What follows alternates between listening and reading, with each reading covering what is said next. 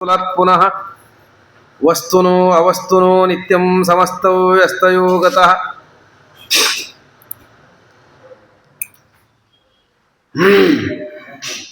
ನಮಃ ಪರಸ್ಮೈ ಪುರುಷಾಯ ಭೂಯಸೇ ಸದುದ್ಭवस्थान ನಿರೋಧ ಲೀಲಯ ಗೃಹೀತ ಶಕ್ತಿತ್ರತಯಾಯ ದೇಹಿನಾಮಂತರ್ಧ್ರುವಾಯಾನುಪಲಭ್ಯವರ್ತ್ಮನೆ ಭೂಯೋ ನಮಃ ಸದ್ವೃಜಿನಚ್ಛಿದೆ ಸದಾಮಸಂಭವಾಯಾಖಿಲ ಸತ್ವಮೂರ್ತಯೇ ಪುಂಸಾಂ ಪುನಃ ಪಾರಮಹಂಸ ಆಶ್ರಮೇ ವ್ಯವಸ್ಥಿತಾನಾಮನುಮೃಗ್ಯದಾಶುಷೆ ಅಶೇಷ ವಾಗ್ಜಾಡ್ಯಮಲಾಪಹಂತ್ರೀ ನವಂ ನವಂ ಸ್ಪಷ್ಟಸುವಾಕ್ಪ್ರದಾಯಿನಿ ಮಮೇಹ ಜಿಹ್ವಾಗ್ರಸುರಂಗನರ್ತಕೀ ಭವ ಪ್ರಸನ್ನಾ ವದನೆ ಚ ಮೇ ಶ್ರೀಃ ಧರ್ಮ ವಿಜ್ಞಾನ ವೈರಾಗ್ಯ ಪರಮೈಶ್ವರ್ಯಶಾಲಿನಃ ಆನಂದತೀರ್ಥ ಭಗವತ್ಪಾದಾನ್ ವಂದೇ ನಿರಂತರಂ.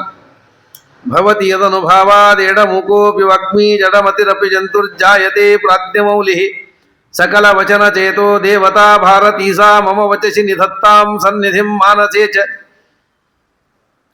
ಯಸ್ಯ ವಾಕ್ಕಾಮಧೇನುರ್ನಃ ಕಾಮಿತಾರ್ಥಾನ್ ಪ್ರಯಚ್ಛತಿ ಸೇವೆ ತಂ ಜಯ ಯೋಗೀಂದ್ರಂ ಕಾಮಬಾಣಚ್ಛಿದಂ ಸದಾ. ಶ್ರೀಮತೋ ರಾಘವೇಂದ್ರಸ್ಯ ನಮಾಮಿ ಪದಪಂಕಜೆ ಕಾಮಿತಾಶೇಷ ಕಲ್ಯಾಣ ಕಲನಾ ಕಲ್ಪಪಾದಪೌ. ಸತ್ಯಂ ಸತ್ಯಂ ಪುನಃ ಸತ್ಯಂ ವಿಷ್ಣುತೀರ್ಥ ಪ್ರಸಾದತಃ ಸರ್ವೇ ಕಾಮಾ ಭವಂತೇವ ಶಪಥೋ ಬಿಂಬಸನ್ನಿಧೌ. ಶಾಸ್ತ್ರೇಷು ಪಾರದೃಶ್ವಾನಂ ಶಾಸ್ತ್ರಜ್ಞೇಷು ಚ ವತ್ಸಲಂ ದೀನಭಕ್ತೋದ್ಧಾರಕರಂ ಸತ್ಯಾತ್ಮಾನಂ ಯತಿಂ ಭಜೆ ವಿದ್ಯಾಪೀಠ ವಿಧಾತಾರಂ ವಿದ್ಯಾವಾರಿಧಿ ಚಂದಿರಂ ವಿದ್ಯಾರ್ಥಿವತ್ಸಲಂ ವಂದೇ ಮಹಾಮಹಿಮ ಸದ್ಗುರುಂ ಆಪಾದಮೌಲಿಪರ್ಯಂತಂ. ಗುರುಣಾಂ ಆಕೃತಿಂ ಸ್ಮರೇತ್ ತೇನ ವಿಘ್ನಾಃ ಪ್ರಣಶ್ಯಂತಿ ಸಿದ್ಧ್ಯಂತಿ ಚ ಮನೋರಥಾಃ. ಹರಿ ಓಂ ಹರಿ ಓಂ ಹರಿ ಓಂ. ನಿನ್ನೆ ಅನೇಕ ಧರ್ಮಗಳ ಬಗ್ಗೆ ಅನುವಾದ ಮಾಡಿ ವಿಷ್ಣುತೀರ್ಥರು ಅದರ ಬಗ್ಗೆ ಭಾಗವತದಲ್ಲಿ ಹೇಳಿದ ಪ್ರಮಾಣಗಳನ್ನು ಕೊಡ್ತಾ ಇದ್ದಾರೆ. ಈ ರೀತಿ ಭಾಗವತಗಳನ್ನು ಮಾಡಿದ್ದಾರೆ, ಈ ಧರ್ಮಗಳು ಇಂಥವ್ರು ಆಚರಣೆ ಮಾಡಿದರು ಅಂತ ಭಾಗವತದ ಪ್ರಮಾಣಗಳನ್ನು ಕೊಟ್ಟು, ಧರ್ಮಂತು ಸಾಕ್ಷಾತ್ ಭಗವತ್ ಪ್ರಣೀತಂ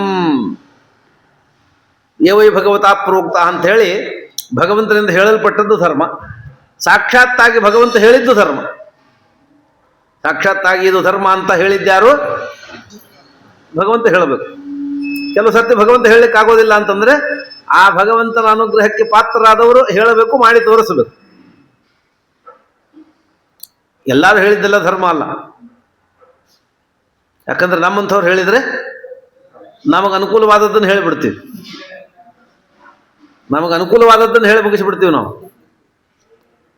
ಭಗವಂತನ ಸರ್ವಾತ್ಮನ ನಂಬಿದ ಜ್ಞಾನಿಗಳಾಗಿದ್ದರೆ ಅವ್ರು ಹೇಳಿದ್ದು ಪ್ರಮಾಣ, ಅವ್ರು ಮಾಡಿದ್ದೇ ಪ್ರಮಾಣ. ಅವ್ರು ಹೇಳೋದು ಬೇಕಾಗಿಲ್ಲ, ಅವ್ರು ಮಾಡಿದ್ದು ಪ್ರಮಾಣ. ವೇದೋಕ್ತ ತದನುಕ್ತ ಭಾರತೋಕ್ತ ಸಂಪ್ರದಾಯ ಆಗತ್ತಂದ್ರೆ ವೇದ ಹೇಳಿದ್ದು, ಮಹಾಭಾರತದಲ್ಲಿ ಹೇಳಿದ್ದು, ಬೇರೆ ಪುರಾಣಗಳಲ್ಲಿ ಹೇಳಿದ್ದು ಎಲ್ಲ ಹೇಳಿದ್ದು ಸಂಪ್ರದಾಯ. ಜ್ಞಾನಿಗಳು ಮಾಡಿದ ಸಂಪ್ರದಾಯ, ಸಂಪ್ರದಾಯ ದೊಡ್ಡ ಪ್ರಮಾಣ. ಅನೇಕ ವಿಷಯಗಳಲ್ಲಿ ಶಾಸ್ತ್ರ ಗ್ರಂಥಗಳಿಗಿಂತ ಸಂಪ್ರದಾಯ ಪ್ರಮಾಣ ಆಗುತ್ತೆ. ಶಾಸ್ತ್ರಗಳಲ್ಲಿ ಏನೋ ಬೇರೆ ಹೇಳಿರ್ತಾರೆ, ಆದರೆ ಸಂಪ್ರದಾಯಕ್ಕನುಸಾರವಾಗಿ ನಡೀತಾರೆ. ಸಂಪ್ರದಾಯಗಳನ್ನು ಹೇಳೋದುಂಟು, ಚಾಷ್ಟಿ ಮಾಡ್ತಾರೆ, ಸಂಪ್ರದಾಯದ ಬಗ್ಗೆ ಬಂದಾಗ ಜೋಕ್ ಮಾಡಿ ಹೇಳ್ತಾರೆ, ಏನೋ ಮಾಡ್ತಾರೆ. ಕೇಳಿರ್ಬೇಕಲ್ಲ, ಒಬ್ಬನು ಶ್ರಾದ್ದ ಮಾಡ್ತಿದ್ದ, ಶ್ರಾದ್ದ ಮಾಡೋ ಕಾಲಕ್ಕೆ ಬೆಕ್ಕು ಡಬ್ಬ ಹಾಕ್ತಿದ್ದ, ಬೆಕ್ಕು ಹುಡ್ಕೊಂಡು ಹೋಗ್ತಿದ್ದವ. ಯಾಕಂದ್ರೆ ಒಂದು ಬೆಕ್ಕು ಹಿಡ್ಕೊಂಡು ಮುಂದೆ ಅದ್ರ ಇಟ್ಟು ಒಂದು ಬುಟ್ಟಿ ಡಬ್ಬ ಹಾಕಿ ಕಲ್ಲು ಹೇರಿ ಶ್ರಾದ್ದ ಮಾಡ್ಲಿಕ್ಕೆ ಶುರು ಮಾಡ್ದ. ಯಾಕಂದ್ರೆ ಇಟ್ಟು ನಮ್ಮ ಅಪ್ಪನ ಕಾಲಕ್ಕೆ ಹಿಂಗೆ ಮಾಡ್ತಿದ್ರು, ಅದಕ್ಕೆ ಹಿಂಗೆ ಮಾಡ್ತೀವಿ ನಾವು ಅಂತಿದ್ದ. ಸಂಪ್ರದಾಯ ಹಿಂಗಿರ್ತಾವೆ ಅಂತ. ಅವ್ರ ಅಪ್ಪನ ಕಾಲಕ್ಕೆ ಮನೆಯೊಳಗೆ ಬೆಕ್ಕಿತ್ತು, ಶ್ರಾದ್ದಕ್ಕೆ ತೊಂದರೆ ಕೊಡಬಾರ್ದು ಅಂತ ಮುಚ್ಚಿಟ್ಟಿರ್ತಿದ್ದ. ಇವರು ಹಿಂಗೆ ಮಾಡ್ತಾರೆ ಅಂತ ಹೇಳಿ ಸಂಪ್ರದಾಯದ ಬಗ್ಗೆ ಅಪಹಾಸ ಮಾಡ್ತಾರೆ. ಆದ್ರೆ ಹಿಂಗೆ ಅಪಹಾಸ ಮಾಡೋರು ತಮ್ಮ ಸಂಪ್ರದಾಯ ಬಿಡೋದಿಲ್ಲ. ಅವರು ಹಿಂಗೆ ಅಪಹಾಸ ಮಾಡಿ ಹೇಳೋರು ತಮ್ಮ ಸಂಪ್ರದಾಯ ಬಿಡ್ಲಿಕ್ಕೆ ತಯಾರಾಗೋದಿಲ್ಲ. ಆದ್ದರಿಂದ ಯಾವುದು ಶಾಸ್ತ್ರೀಯವಲ್ಲ, ಶಾಸ್ತ್ರೋಕ್ತವಾಗಿ ಬಂದದ್ದಲ್ಲ, ಅಥವಾ ಮಹಾಜ್ಞಾನಿಗಳು ಮಾಡಿದ್ದಲ್ಲ, ತಮಗೆ ಮಾಡಿದ ಸಂಪ್ರದಾಯಗಳನ್ನು ಹಿಂಗೆ ಅಪಹಾಸ ಮಾಡ್ಬೋದು ಅಷ್ಟೇ ಹೊರತಾಗಿ ಭಗವಂತನ ಅಪರೋಕ್ಷವನ್ನು ಪಡೆದ ಮಹಾಜ್ಞಾನಿಗಳು ಮಾಡಿದ ಸಂಪ್ರದಾಯ ಇತ್ತು ಅಂತಂದ್ರೆ ಈ ಶಾಸ್ತ್ರ ಪ್ರಮಾಣದಷ್ಟೇ ಪ್ರಬಲ. ಕೆಲವು ಸಂದರ್ಭಗಳಲ್ಲಿ ಶಾಸ್ತ್ರದಲ್ಲಿ ಹೇಳಿದ ಮಾತನ್ನು ಪಕ್ಕಕ್ಕಿಟ್ಟು ಸಂಪ್ರದಾಯ ಸಂಪ್ರದಾಯವನ್ನ ನಡೆಸ್ತಾರೆ.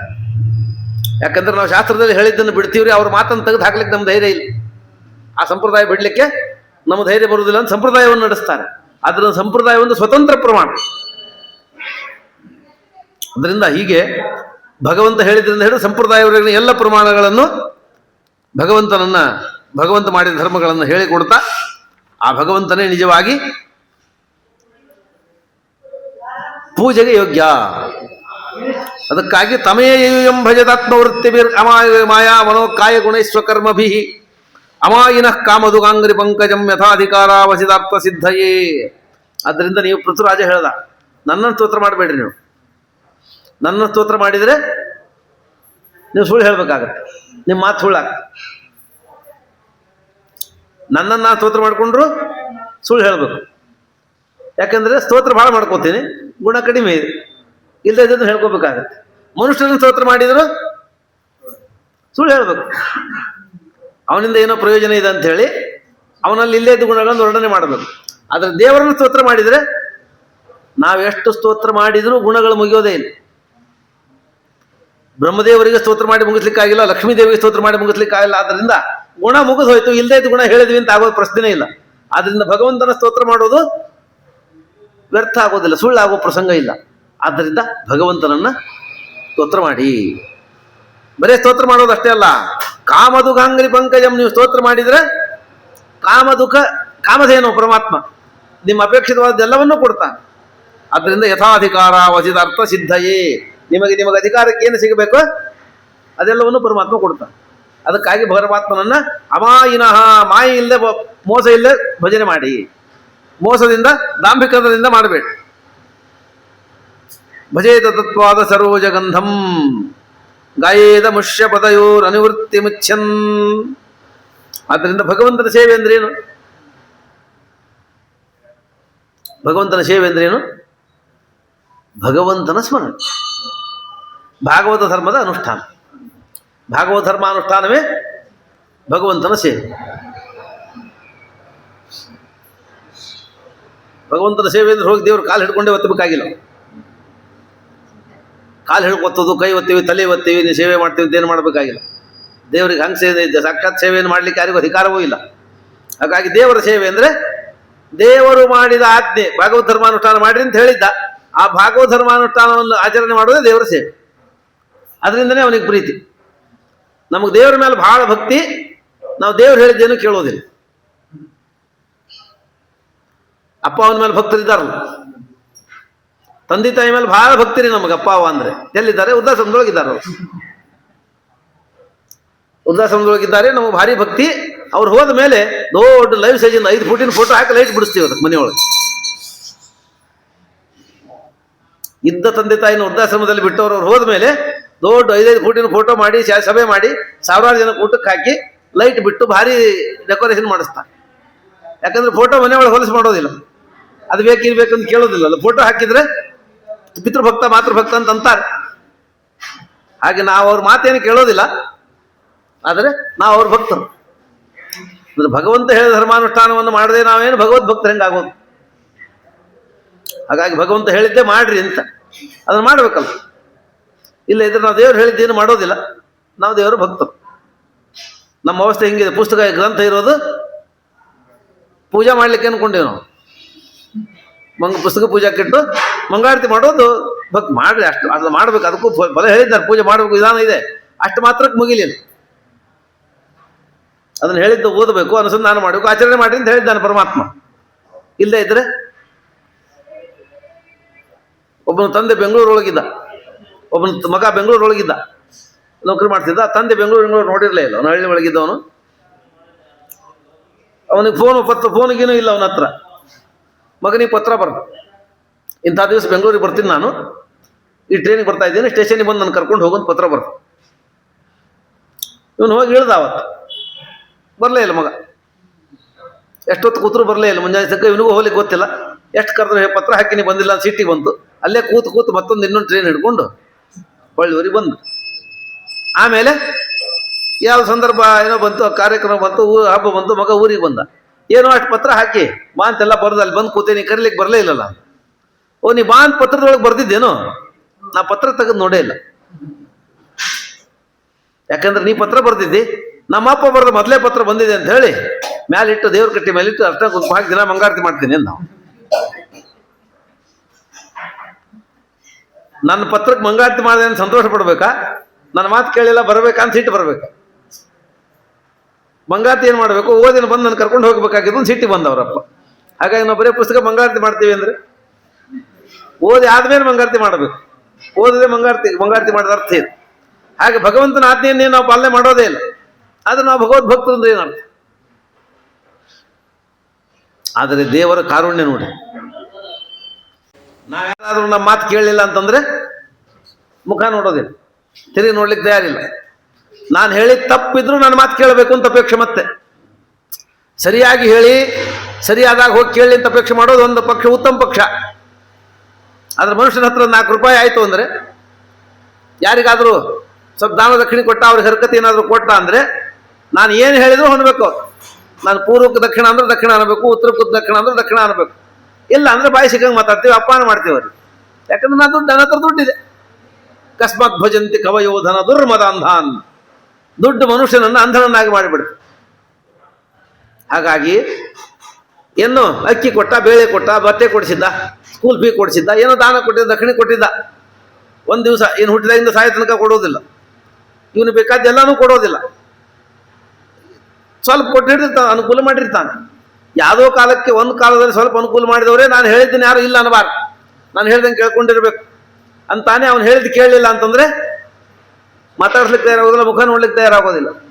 ಆದರೆ ಪರಮಾತ್ಮ ಜೀವನ ಪೂರ್ತಿ ಅವನು ಹೇಳಿದ್ದು ಕೇಳಿಲ್ಲ, ಶಾಸ್ತ್ರದ ಹೇಳಿದಂತೆ ನಡೆದಿಲ್ಲ, ವಿರೋಧಿಯಾಗೇ ವರ್ತನೆ ಮಾಡಿ ಶಾಸ್ತ್ರಕ್ಕೆ ವಿರುದ್ಧವಾಗಿ ಜೀವನ ಮಾಡಿದ್ದಾನೆ. ಆದರೂ ಭಗವಂತನ ಸ್ಮರಣೆ ಮಾಡಿದ್ರೆ ಸಾಕು. ನನ್ನ ಸ್ಮರಣೆ ಮಾಡಿ ಉದ್ಧಾರ ಮಾಡ್ತೀನಿ. ಅಜಾಮೇಳ ಜೀವನ ಪೂರ್ತಿ ಶಾಸ್ತ್ರ ವಿರುದ್ಧವಾಗಿ, ಭಗವಂತ ಹೇಳಿದ ಮಾರ್ಗಕ್ಕೆ ವಿರುದ್ಧವಾಗಿ ನಡೆದ. ಕೊನೆಗೆ ಭಕ್ತಿಯಿಂದ ನಾರಾಯಣ ಅಂದ, ದೇವರು ಉದ್ಧಾರ ಮಾಡಿ. ಹೀಗೆ ಜೀವನ ಪೂರ್ತಿ ಉದ್ಧಾರ ಮಾಡಿ, ಜೀವನ ಪೂರ್ತಿ ಭಗವಂತನ ವಿರೋಧವನ್ನು ಮಾಡಿದ್ರು, ಕೇವಲ ಸ್ಮರಣೆ ಮಾಡಿದ್ರಿಂದ ಉದ್ಧಾರ ಮಾಡುವಂತ ಕರುಣಾಳು ಯಾರಿದ್ದಾರೆ ಜಗತ್ತೊಳಗೆ? ಯಾರೋ ನಮ್ಮ ಮನೆಗೆ ಬಂದು ನಮ್ಮ ಮನೆಯೊಳಗಿನೆಲ್ಲ ಸಾಮಾನು ಹೊಡೆದು ಹಾಕಿ, ನಮ್ಮ ಮಕ್ಕಳಿಗೆ ಹೊಡೆದು, ನಮ್ಮ ಮನೆಗೆ ಜಗಳ ಮಾಡಿ, ನಮ್ಮ ಮನೆಗೆ ಇದೆಲ್ಲ ಸಾಮಾನು ಕಳ್ಳತನ ಮಾಡ್ಕೊಂಡು ಎಲ್ಲ ತೊಗೊಂಡು ಹೋಗಿ ಆದಮೇಲೆ ಎಲ್ಲ ಒಂದು ಕಡೆ ಮೈಕ್ ಮೇಲೆ ತೊಗೊಂಡು ನನ್ನ ಹೆಸರು ಹೇಳ್ಬಿಟ್ಟು 2 ಸರ್ತಿ ನನ್ನ ಹೆಸರು ತೊಗೊಂಡು ಉಚ್ಚಾರ ಮಾಡಿಬಿಟ್ರೆ ನಾವು ಕ್ಷಮಿಸ್ತೀವ? ನಮ್ಮ ಮನೆಗೆ ಬಂದು ನಂದೆಲ್ಲ ಹಾಳು ಮಾಡಿ ನಮಗೆಲ್ಲ ತೊಂದರೆ ಕೊಟ್ಟು ನನ್ನ ಹೆಸರು ಏನು ಹೇಳ್ತೀವಿ ಅಂತೀವಿ ನಾವು. ಆದರೆ ದೇವರಂದ ನಮ್ಮ ಮನೆಯೊಳಗಿದ್ದಿ, ಇದು ಜಗತ್ ದೇವ್ರ ಮನೆ. ನಾನು ಕೊಟ್ಟ ಪದಾರ್ಥಗಳನ್ನು ಹಾಳು ಮಾಡಿದ್ದಿ, ಬೇರೆ ಬೇರೆ ಅನೇಕ ಪದಾರ್ಥಗಳನ್ನು ನಾವು ಕೆಡಿಸಿದ್ದೀವಿ. ಈಗ ದೇವರು ನಿರ್ಮಾಣ ಮಾಡಿದ ಕಾಡು, ನೀರು, ಮಳೆ, ಭೂಮಿ ದೇಹ ಎಲ್ಲ ಕೆಡಿಸೀವಿ. ಆಮೇಲೆ ನಾ ಹೇಳ್ದಂಗೆ ಕೇಳಿಲ್ಲ, ದೇವರು ಹೇಳಿದಂತೆ ನಾವು ವರ್ತನೆ ಮಾಡಿಲ್ಲ, ಮನಸ್ಸಿಗೆ ಬಂದಂತೆ ವರ್ತನೆ ಮಾಡೀವಿ. ಇಷ್ಟೆಲ್ಲ ಮಾಡಿದ್ರು ದೇವರಂದ ನೀನು ನನ್ನ ಸ್ಮರಣೆ ಮಾಡಿ ಸಾಕು, ನಾನು ರಕ್ಷಣೆ ಮಾಡ್ತೇನೆ. ಹೀಗೆ ಅವನಿಗೆ ವಿರೋಧವಾಗಿ ವರ್ತನೆ ಮಾಡಿದವರನ್ನು ಯೋಗ್ಯನಾಗಿದ್ರೆ, ವಿರೋಧ ಸ್ವರೂಪತಃ ಆಗಿರಬಾರ್ದು, ಅವನ ಅಯೋಗ್ಯನಾಗಿರಬಾರ್ದು, ತಮಯೋಗ್ಯನಾಗಿರಬಾರ್ದು. ಯೋಗ್ಯನಾಗಿದ್ರೆ ಅವನು ಮುಕ್ತಿ ಯೋಗ್ಯ ಸಾತ್ವಿಕ ಜೀವನ ಆಗಿದ್ರೆ, ವಿರೋಧವಾಗಿ ವರ್ತನೆ ಮಾಡಿದ್ರು ಕ್ಷಮೆ ಮಾಡುವಂತಹ ಜಗತ್ತೊಳಗೆ ಯಾರಾದರೂ ಇದ್ರೆ ಇವನೊಬ್ಬನು ಮಾತ್ರ. ಇವನ ಕಾರುಣ್ಯಕ್ಕೇನೆಂಬೆ. ಇಂಥ ಕರುಣೆ ಇದ್ದವ್ರು ಯಾರು ಇಲ್ಲ ಜಗತ್ತೊಳಗೆ. ಬೇರೆ ಎಲ್ಲರಿಗೂ ನಾವು ಎಲ್ಲಿ ತನಕ ಅವ್ರು ಹೇಳ್ದಂಗೆ ಕೇಳ್ತೀವಿ, ಅಲ್ಲಿ ತನಕ ಪ್ರಿಯರು. ನೀನು ಹೇಳಿದ್ದಲ್ಲ ಅಂದ್ರೆ ಮುಗೀತು. ಸರಿಯಾಗಿ ಹೇಳಿದ್ರು ಅಪ್ರಿಯರು ನೀವು. ಹಾಗಾಗಿ ಜಗತ್ತೊಳಗಿನ ಮನುಷ್ಯರನ್ನು ಮೆಚ್ಚಿಸ್ಲಿಕ್ಕೆ ಹೋಗ್ಬೇಡಿ, ಯಾಕಂದ್ರೆ ಇವರು ಮೆಚ್ಚೋದಿಲ್ಲ. ಮನುಷ್ಯರನ್ನು ಮೆಚ್ಚಿಸ್ಲಿಕ್ಕೆ ಹೋಗಿ ಸೋತು ಹೋಗಬೇಕು. ಯಾವುದೋ ಒಂದು ಹಂತದಲ್ಲಿ ಮನುಷ್ಯ ಸೋತು ಹೋಗ್ತಾನೆ. ಹಾಗಾಗಿ ಮನುಷ್ಯರನ್ನು ಮೆಚ್ಚಿಸ್ಲಿಕ್ಕೆ ಹೋಗಿ ನರಾನ್ ಸ್ತುತ್ವ ನೀಚ ನುದರ ಭರಣಾಸಕ್ತ ಹೃದಯ ಅಂದ್ರು ಸತ್ಯಸಂದ್ರು. ಹೊಟ್ಟೆ ತುಂಬ್ಕೋಬೇಕು ಅಂತ ಹೇಳಿ ಇವರು ಸ್ತೋತ್ರ ಮಾಡಿ ಮಾಡಿ ಮಾಡಿ ಮಾಡಿ ನಾಲಿಗೆ ಕೆಟ್ಟೋಯ್ತು, ನಮ್ದು ಬಾಯಿ ಕೆಟ್ಟೋಯ್ತು. ಇವರೇನು ಪ್ರೀತರಾಗಲಿಲ್ಲ.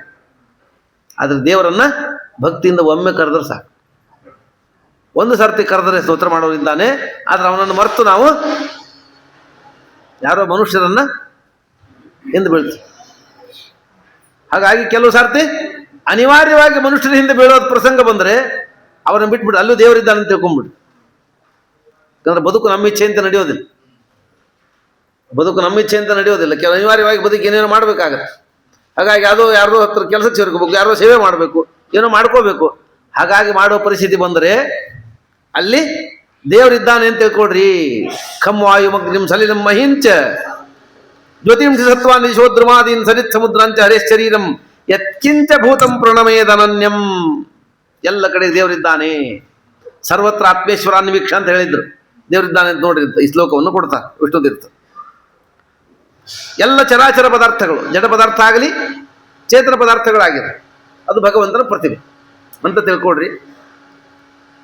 ಎಲ್ಲ ಕಡೆಗೂ ಭಗವಂತ ಇದ್ದಾನೆ ಅಂತ ಅನುಸಂಧಾನ ಮಾಡಿ. ಜಡ ಪದಾರ್ಥಗಳಲ್ಲಿ ಒಂದು. 4 ಕಾಲಿನ ಪ್ರಾಣಿಗಳಲ್ಲಿ ಆಕಳು ಶ್ರೇಷ್ಠ, 2 ಕಾಲಿನ ಪ್ರಾಣಿಗಳಲ್ಲಿ ಬ್ರಾಹ್ಮಣ ಶ್ರೇಷ್ಠ. ಇನ್ನು ಜಡ ಪದಾರ್ಥಗಳಲ್ಲಿ ತುಳಸಿ, ಬಿಲ್ಲುಪತ್ರೆ, ಅಶ್ವತ್ಥ ಮೊದಲಾದವರು ಶ್ರೇಷ್ಠವಾಗಿವೆ. ಆದರೆ ಪೂಜಾರ್ಹ ಅಲ್ಲದೆ ಇದ್ದ ಪ್ರಾಣಿಗಳನ್ನು ಗೌರವಿಸಿ ಅಂತ ಹೇಳ್ತಿದ್ದೀರಿ ನೀವು. ಏನೇನು ಪ್ರಾಣಿಗಳು ಅಂತಿದೆ, ಏನೇನು ಜಡಗಳು, ಎಲ್ಲ ಕಡೆಗೂ ದೇವರಿದ್ದಾನೆ ಅಂತ ಉಪಾಸನೆ ಮಾಡಿರಿ ಅಂತೀರಲ್ಲ. ಅಂದ್ರೆ ಹೇಳ್ತಾರೆ, ಪೂಜೆ ಯೋಗ್ಯರಾದವ್ರನ್ನ ಪೂಜೆ ಮಾಡಿರಿ ಅಂತ ಅನ್ನೋದು ಒಂದು ಭಾಗ, ಅದು ಸರಿನೇ ಮಾಡಬೇಕು. ಆದರೆ ಅಷ್ಟು ಮಾತ್ರವಲ್ಲ. ಆದರೆ ಅಯೋಗ್ಯರಿಂದ ಹಿಡ್ಕೊಂಡು ಅಯೋಗ್ಯರಾದ ಎಲ್ಲರಲ್ಲೂ ಕೂಡ ಆ ಪ್ರಾಣಿಗಳಿಗೆ ನಮಸ್ಕಾರವನ್ನ ಮಾಡಬೇಕು. ಯತ್ಕಿಂಚ ಭೂತಂ ಪ್ರಣಮೇದ ಅನನ್ಯಂ ಹೇಳ್ತಾರೆ. ಒಂದು ರೀತಿ ವಂದನೆ ಮಾಡಬಾರ್ದು ಅಂತಂದ್ರೆ, ಇಲ್ರಿ ಅವ್ರು ಅಂಥವ್ರು ಇದ್ದಾರೆ, ಅವ್ರನ್ನ ನೋಡಿದರೆ ನಮಗೆ ಕೈ ಮುಗಿಲಿಕ್ಕೆ, ಬಗ್ಲಿಕ್ಕೆ, ನಮಸ್ಕಾರ ಮಾಡ್ಲಿಕ್ಕೆ ನಾಚಿಕೆ ಬರ್ತದೆ. ಅವ್ರ ಮುಂದೆ ಮಾಡ್ಲಿಕ್ಕೆ ನಾಚಿಕೆ ಬರ್ತದೆ ಅಂತಂದ್ರೆ ಹಂಗೆ ಮನಸ್ಸೊಳಗೆ ನಮಸ್ಕಾರ ಮಾಡ್ತೀವಿ ಅಷ್ಟೇ. ಕೆಲವ್ರು ಮಾಡ್ತಿರ್ತಾರೆ ನೋಡ್ರಿ, ಅಷ್ಟೇ ಮಾಡ್ತಾರೆ, ಹಿಂಗೆ ಮಾಡ್ಲಿಕ್ಕೆ ನಾಚಿಕೆ ಮಾಡ್ತಾವ್ರಿ, ಹಿಂಗೆ ಮಾಡ್ತಿರ್ತಾರೆ, ಅಷ್ಟೇ ಮುಗಿಸ್ಬಿಡ್ತಾರೆ. ಕಂಡಿರಬಾರ್ದು ಇನ್ನೊಬ್ರಿಗೆ ಮಾಡೀವಿ ಅಂತೇಳಿ. ಮಾನಸಿಕವಾಗಿ ಮಾಡ್ತೀವಿ ಅಂದ್ರೆ ಅಷ್ಟು ತೀರ್ಥರಂದ್ರು. ದೈಹಿಕವಾಗಿ ಮಾಡೋ ಕಾಲಕ್ಕೆ ಬರದೇ ಇದ್ದ ನಾಚಿಕೆ, ಮಾನಸಿಕವಾಗಿ ಮಾಡೋ ಕಾಲಕ್ಕೆ ಬರದೇ ಇದ್ದ ನಾಚಿಕೆ ದೈಹಿಕವಾಗಿ ಮಾಡ್ಲಿಕ್ಕೆ ಯಾಕೆ ಬರ್ತದೆ ಅಂದ್ರು. ದೈಹಿಕವಾಗಿ ಯಾಕೆ ಮಾಡಬೇಕು? ಈ ನಾಚಿಕೆ ಅಂತ ಅನ್ನೋದಿದೆಯಲ್ಲ, ಮಾನಸಿಕವಾಗಿ ಜೊತೆಗೆ ಅಂಟುಕೊಂಡ್ರೆ ಮಾನಸಿಕವಾಗಿ ನಾಚಿಕೆ, ಅದು ದೈಹಿಕ ಜೊತೆಗೆ ಅಂದ್ಕೊಂಡ್ರೆ ದೇಹದ ನಾಚಿಕೆ. ಕೆಲವರು ಸ್ವಭಾವದ ನಾಚಿಕೆ ಇರ್ತದೆ, ಕೆಲವರು ದೈಹದಿಂದ ನಾಚಿಕೆ, ಹೊರಗೆ ಮಂದಿ ಬರೋದಕ್ಕೆ ನಾಚಿಕೋತಾರೆ, ಒಳಗೆ ಕೂತ್ ಬೇಕಾದನ್ನೇ ಮಾಡ್ತಾರೆ. ಹಾಗಾಗಿ ದೈಹಿಕವಾದ ನಾಚಿಕೆ ಈ ದೇಹದ ಆತಂಕವನ್ನು ಉಂಟು ಮಾಡ್ತದೆ. ಆದ್ದರಿಂದ ಮಾನಸಿಕ ವಂದನೆಯನ್ನಷ್ಟೇ ಮಾಡ್ತೀವಿ ಅಂತಂದ್ರೆ, ದೈಹಿಕ ವಂದನೆ ಮಾಡೋದೆಷ್ಟು, ಮಾನಸಿಕ ವಂದನೆ ಅಷ್ಟೇ ನಾಚಿಕೆ ಬರ್ತದೆ. ಮಾಡಬಾರ್ದು ಅಂತಾದ್ರೆ, ಮಾಡಬೇಕು ಅಂತಾದ್ರೆ ಅವಶ್ಯವಾಗಿ ಮಾಡ್ಬೋದು. ಆದರೆ ಈ ನಾಚಿಕೆ ಎಲ್ಲಿ ತನಕ ಬರ್ತದೆ? ಒಂದು ಸ್ವಲ್ಪ ರೂಢಿ ಆಗೋ ತನಕ. ರೂಢಿ ಆದರೆ ಅದರ ಬಗ್ಗೆ ನಾಚಿಕೆ ಇಲ್ಲ. ಅದಕ್ಕಾಗಿ ಅಭ್ಯಾಸ ಆಗಬೇಕು. ಅದು ಕೆಟ್ಟ ಕೆಲಸ ಇರಲಿ, ಒಳ್ಳೆ ಕೆಲಸ ಇರಲಿ. ಒಳ್ಳೆ ಕೆಲಸ ಮಾಡ್ತಿದ್ದ, ಪೂಜೆ ಮಾಡ್ತಿದ್ದ ಅಂದ್ರೆ ಪಂಜೆ ಉಟ್ಕೊಂಡು ಹೋಗ್ಲಿಕ್ಕೆ ಹೊರಗೆ ನಾಚಿಕೆ ಬರ್ತದೆ, ಧೋತ್ರ ಓಡಾಡ್ಲಿಕ್ಕೆ ಸ್ವಲ್ಪ ನಾಚಿಕೆ ಬರ್ತದೆ. 2 ದಿವಸ, 4 ದಿವಸ, 15 ದಿವಸ, ತಿಂಗಳಾದ್ರೆ ಹೋಗ್ಬಿಡ್ತಾನೆ, ತಲೆ ಕೆಡಿಸೋದಿಲ್ಲ. ನಾವು ಮಾಡ್ಲಿಕ್ಕೆ ಆಗೋದಿಲ್ಲ ನಾಚಿಕೆ ಅಂತ ನಾವು ಹಾಕೊಂಡು ಮಾಡಿಲ್ಲ ಅಂತ ನಾಚಿಕೆ ಇದೆ ಅಷ್ಟೇ. ಅದನ್ನ ಮಾಡ್ಲಿಕ್ಕೆ ಶುರು ಮಾಡಿದರೆ ನಾಚಿಕೆ ಹೋಗ್ಬಿಡ್ತು. ಕೆಟ್ಟ ಕೆಲಸಕ್ಕೂ ಅಷ್ಟೇ. ಹೊಸದಾಗಿ ಕಲ್ತಾಗ ಕದ್ದು ಮುಚ್ಚಿ ಕುಡಿತಾನೆ, ಕದ್ದು ಮುಚ್ಚಿ ಸೇದು, ಕದ್ದು ಮುಚ್ಚಿ ಕುಡಿಯೋದು ಎಲ್ಲ ಮಾಡ್ತಿರ್ತಾರೆ. ಸ್ವಲ್ಪ ದಿವಸ ಆದಮೇಲೆ ಹೊರಗೆ ಬರ್ತಾರೆ, ಆಮೇಲೆ ಅಧಿಕೃತವಾಗಿ ಮಾಡ್ತಾರೆ, ಎಲ್ಲರ ಎದುರಿಗೆ ಮಾಡ್ತಾರೆ. ಯಾರು ಮಾಡಿದೆ ಬೇಕಾದ್ರೆ ಮಾಡ್ಕೊದ್ರೆ ಬಿಡ್ತಾನೆ, ಅದು ರೂಢಿ ಆಗಿಬಿಡ್ತದೆ. ಅವಾಗ ನಾಚಿಕೆ ಹೋಗ್ಬಿಡ್ತದೆ. ಹಾಗಾಗಿ ಅಭ್ಯಾಸ ಮಾಡಿ ಮಾಡಿ ಮಾಡಿ ನಾಚಿಕೆ ಹೋಗ್ಬಿಡ್ತದೆ. ಅದರಿಂದ ನಮಸ್ಕಾರ ಇತ್ಯಾದಿಗಳನ್ನು ಮಾಡೋದು ನಾಚಿಕೆ ಬಿಟ್ಟು ಮಾಡಿರಿ ಅಂತಂದ್ರು. ಲಜ್ಜೆ ಬಿಟ್ಟು ಕುಣೀರೆಂಬೋ ಕಾಗದ ಬಂದಿದೆ, ನಾಚಿಕೆ ಯಾಕಪ್ಪ? ನಮ್ಮ ಮನೆಯೊಳಗೆ ನಾವು ದೇವರ ಸ್ಮರಣೆ ಮಾಡಲಿಕ್ಕೆ, ದೇವ್ರ ಪೂಜೆ ಮಾಡಲಿಕ್ಕೆ ನಾಚಿಕೆ ಯಾಕೆ ಮಾಡ್ಕೋಬೇಕು? ಅದಕ್ಕೆ ಜಾವದೊಳೆದ್ದು ನೆರೆ ಹೊರೆಯು ಕೇಳುವಂತೆ ಪಾವನ್ನ ಚರಿತ ಹಯವದನನ್ನ ಪಾಡುತ್ತಾ ದಿನಗಳನ್ನು ಕಳೆಯುವ ಜನರೇ ಸುಜನರು ಅಂತ. ನಾರಾಯಣ ಕೃಷ್ಣ ಅಂತ ಹೋದ್ರೆ ಪಕ್ಕದ ಮನೆಯವ್ರಿಗೆ ಕೇಳಬೇಕು. ಯಾಕೆ ಸುಮ್ಮನೆ ಮಂದಿ ಆಗ್ತದೆ ನಾರಾಯಣ ಕೃಷ್ಣ, ನಾರಾಯಣ ಕೃಷ್ಣ ಅಂತ ಬೇಡ ಅಂದ್ರೆ ನೀನು ನಿನ್ಗೆ ನಿಮ್ಮ ಮನೆಯೊಳಗೆ ಜನಕ್ಕೆ ಕೇಳದಿದ್ರೆ ಹೆಚ್ಚು ಒಳಗೆ ನಾಚ್ಕೋತಿ. ಅವ್ರು 4 ಕಡೆಗೆ ಮೈ ಕಿಟ್ಟು 4 ಕಡೆಗೆ ಹಗಲು ರಾತ್ರಿ ಕೂಡ ಓದಿರ್ತಾರೆ. ಹಗಲು ರಾತ್ರಿ ಕೂಡ ನಿಂಗೆ ಕೂಡ್ಲಿ ಗಾಳಿ ಓದಿರ್ತಾರೆ. ನೀನು ನಿಮ್ಮ ಮನೆಯೊಳಗೆ ನಾರಾಯಣ ಕೃಷ್ಣ ಅನ್ಲಿಕ್ಕೆ ನಾಚಿಕೊಂಡ್ರೆ ಹೆಂಗೆ? ಆದ್ದರಿಂದ ಪ್ರಾರಂಭದಲ್ಲಿ ಕೆಲಸ ನಾಚಿಕೆ ಅಂತ ಅನಿಸ್ತದೆ. ಮಾಡ್ತಾ ಮಾಡ್ತಾ ಹೋದಾಗೆ ಅದರ ಬಗ್ಗೆ ನಾಚಿಕೆ ಹೋಗಿಬಿಡ್ತದೆ. ಅಭ್ಯಾಸ ಮಾಡ್ಕೋಬೇಕು ಅಂತ ಹೇಳ್ತಾರೆ. ಯಾವತ್ ಸರ್ವೇಷು ಭೂತೇಷು. ನಮಸ್ಕಾರ ಯಾಕೆ ಮಾಡಬೇಕು? ನಮಸ್ಕಾರ ಮಾಡಿದ ಪ್ರಯೋಜನ ಏನು? ಎಲ್ಲಿ ನಮಸ್ಕಾರ ಮಾಡ್ತೀವಿ ಅಲ್ಲಿ ದೇವರಿದ್ದಾನೆ ಅಂತ ಅನುಸಂಧಾನ ಬರ್ತದೆ. ಎಲ್ಲ ಕಡೆ ದೇವರಿದ್ದಾನೆ, ಇಲ್ಲಿ ದೇವ್ರ ನ್ಯಾಮಕನಾಗಿದ್ದಾನೆ ಅಂತ ಹೇಳಿ ನಿಶ್ಚಿತವಾದ ಜ್ಞಾನ ಬರ್ತದೆ. ಆ ಪರಮಾತ್ಮ ಜ್ಞಾನ ಚೆಕ್ ಮಾಡ್ಕೋಬೇಕು, ಎಲ್ಲ ರೀತಿಯಿಂದ ಮಾಡ್ಕೋಬೇಕು. ಅದರಿಂದ ಭಗವಂತನ ಅನುಗ್ರಹ ಆಗ್ತದೆ, ಅದರಿಂದ ಮೋಕ್ಷಕ್ಕೆ ಸಾಧನ ಆಗ್ತದೆ. ಕೆಲವರು ನಮಸ್ಕಾರ ಅಂತಂದ್ರೆ ಬಹಳ ಹೆಸಿಟೇಷನ್ ಮಾಡ್ಲಿಕ್ಕೆ ತಯಾರಾಗೋದಿಲ್ಲ. ಈಗಿನ ಹೊಸ ಹುಡುಗರಿಗಂತೂ ಬಗ್ಲಿಕ್ಕೆ ತಯಾರಾಗೋದಿಲ್ಲ. ಆದರೆ ನಮಸ್ಕಾರದಂತಹ ಮತ್ತೊಂದು ಸಾಧನೆ ಇಲ್ಲ ಜಗತ್ತೊಳಗೆ, ಪುಣ್ಯ ಸಂಪಾದನೆ. ಅನಾಯಾಸವಾಗಿ ನಮಸ್ಕಾರ ಮಾಡೋದು ಪುಣ್ಯ ಸಂಪಾದನೆ ಮಾಡೋದು. ನಮಸ್ಕಾರ ಮಾಡಿಸ್ಕೊಂಡವ್ರಿಗೆ ಏನು ಲಾಭ ಇಲ್ಲ. ಲಾಭ ಇರೋದು ಮಾಡಿದವನಿಗೆ ಪುಣ್ಯ ಬರುತ್ತೆ, ಮಾಡಿಸ್ಕೊಂಡವರು ಪುಣ್ಯ ಕಳ್ಕೊತಾರೆ. ನಮಸ್ಕಾರ ಮಾಡಿಸ್ಕೊಂಡವ್ ಪುಣ್ಯ ಕಳ್ಕೊತಾನೆ, ಇವನಿಗೆ ಹೋಗುತ್ತೆ ಪುಣ್ಯ. ಅವನ ಅಷ್ಟು ಪುಣ್ಯ ಬೇರೆ ಮತ್ತೆ ಸಂಪಾದನೆ ಮಾಡಬೇಕು. ನಮಸ್ಕಾರ ಮಾಡಿಸ್ಕೊಂಡವ್ರಿಗೆ ಸಿಗೋದೇನು ಅಂದ್ರೆ ಮಂದಿ ಒಳಗೆ ದೊಡ್ಡವನು ಮಂದಿ ನಮಸ್ಕಾರ ಮಾಡಿದ್ರು ಅಂತ ಅನ್ಕೋತಾರಷ್ಟೇ, ಆದ್ರೆ ಆಗೋದು ಅವನು ಪುಣ್ಯ ಕಳ್ಕೊತಾನೆ. ನಮಸ್ಕಾರ ಮಾಡಿದವ ಪುಣ್ಯ ಪಡಿತಾನೆ. ಹಾಗಾಗಿ ನಮಸ್ಕಾರ ಮಾಡಿ ದೊಡ್ಡವರಿಗೆ, ಯೋಗ್ಯರಿಗೆ, ಜ್ಞಾನಿಗಳಿಗೆ ನಮಸ್ಕಾರ ಮಾಡಿ ಪುಣ್ಯ ಸಂಪಾದನೆ ಅಂತ ಒಂದು ದೊಡ್ಡ ಯೋಗ ಸಿಕ್ಕಾಗಿ ಮಾಡ್ಕೊಂಡ್ಬಿಡ್ಬೇಕು. ಕೆಲವರಿಗೆ ಕೆಲವು ಕಾರಣಕ್ಕಾಗಿ ಮಾಡ್ಲಿಕ್ಕೆ ಆಗೋದಿಲ್ಲ ಅಂತ ಅನ್ನೋದು ಬಿಟ್ಟರೆ, ಸ್ಥಾನ ನಿಷೇಧ, ದೇಶ ನಿಷೇಧ ಇದ್ರೆ ಅದನ್ನು ಬಿಟ್ಟರೆ ಬೇರೆ ಸಂದರ್ಭದಲ್ಲಿ ಸಿಕ್ಕಾಗ ನಮಸ್ಕಾರ ಮಾಡಬೇಕು. ನಮಸ್ಕಾರ ಮಾಡಿದರೆ ಅನಾಯಾಸವಾಗಿ ಪುಣ್ಯ ಸಂಪಾದನೆ ಆಗುತ್ತೆ. ಅವ್ರು ಅನಾಯಾಸವಾಗಿ ಪುಣ್ಯ ಕಳ್ಕೊಂಡು ಆ ಪುಣ್ಯ ಸಂಪಾದನೆ ಮತ್ತೆ ಮಾಡ್ಕೋಬೇಕು. ಹಾಗಾಗಿ ನಮಸ್ಕಾರ ಮಾಡುವವರಿಗೆ ಲಾಭವೇ ಹೊರತು ಮಾಡಿಸ್ಕೊಂಡವ್ರಿಗೆ ಏನು ಲಾಭ ಇಲ್ಲ ಅದರಿಂದ. ಹಂಗಾಗಿ ಮನುಷ್ಯ ಅಹಂಕಾರ ಮಾಡ್ತಾರೆ. ಒಬ್ರು ಹೇಳಿದ್ರು ನಮಗೆ, ನೋಡ್ರಿ ನಾವು ಬಗ್ಗೋದಿಲ್ಲ, ಅವಿನ್ನ ಇಷ್ಟು ಶಬ್ದ ಹೇಳಿದ್ದಾನೆ, ಸುಮ್ಮನೆ ಹೇಳಿಲ್ಲ ನಮಗೆ. ನಾವು ಬಗ್ಗೋದು ಇಬ್ಬರಿ ನೋಡ್ರಿ, ದೇವರು ಹಜಾಮ ಇಬ್ಬರು ಇದ್ರೆ ಬಗ್ಗೋದು ನಾವು ಶಬ್ದ ಹೇಳಿದ. ನಾವು ದೇವರು ಇಬ್ಬತ್ತು ಹಜಾಮನ ಎದುರು ಅಷ್ಟೇ ಬಗ್ಗೋದಿಲ್ಲ, ಎಲ್ಲೇ ಬಗ್ಗೋದಿಲ್ಲ ಅಂತ ನಾವು. ನಾ ಹೇಳಿದೆ ಬೇಡ ಬಗ್ಬೇಡ ಸಂತೋಷ, ನೀ ಬಗ್ಲಿಂದ ನಿನ್ನ ನಮಸ್ಕಾರ ಮಾಡಿಸ್ಕೋಬೇಕು ಅಂತ ಯಾರು ಹತ್ಕೊತ ಕೂತಾರೆ ಅಂತ ಹೇಳಿ ನಾನು. ನಿನ್ನಿಂದ ನಮಸ್ಕಾರ ಬೇಕು ಮಾಡಿಸ್ಕೊಂಡು ಹೋಗ್ಬೇಕು ಅಂತ ಯಾರು ಹತ್ಕೊತ ಕೂತಾರೆ ಅಂತ ತಿಳ್ಕೊಂಡು ಬಿಟ್ಟರೆ ಒಳ್ಳೇದಾಯ್ತು ಅಂತ ನಾನು. ಅವ್ರು ಅಷ್ಟು ಪುಣ್ಯ ಉಳಿಸ್ಕೊಂಡು ಮನೆಗೆ ಹೋಗ್ತಾರೆ. ನೀನೇನೋ ಅನ್ಕೊಂಡಿರ್ಬೇಕು ನನ್ನ ನಮಸ್ಕಾರಕ್ಕೆ ಎಲ್ಲರೂ ಕಾಲು ಹೊಸ್ತಾ ಅಳ್ತಾರೆ ಅಂತ ಹೇಳಿ ಬಿಟ್ಟರೆ ಒಳ್ಳೇದಾಯ್ತು ಹೋಗು ಅಂತ ಹೇಳಿದ ನಾನು. ಅವನಿಷ್ಟು ಅಹಂಕಾರದಿಂದ ಹೇಳಿದ್ದ. ನೋಡ್ರಿ ನಾವು ದೇವರು ಹಜಾಮ ಇಬ್ಬರು ಬಿಟ್ಟರೆ ಯಾರು ಇದಕ್ಕೆ ಬಗ್ಗೋದಿಲ್ಲ. ಹೀಗೆ ಮನುಷ್ಯ ದುರಹಂಕಾರಿ ಆಗ್ತಾ ಹೋಗ್ತಾನೆ. ಹಾಗಾಗಿ ಮನುಷ್ಯ ಬಗ್ಗಿದಷ್ಟು ಅವನ ಅಹಂಕಾರ ಕಡಿಮೆ ಆಗ್ತದೆ. ಆದ್ದರಿಂದ ನಮಸ್ಕಾರಾದಿಗಳನ್ನು ಮಾಡ್ರಿ. ಬರೀ ಅಷ್ಟೇ ಅಲ್ಲ, ನಮಸ್ಕಾರ ಒಂದೇ ಅಲ್ಲ.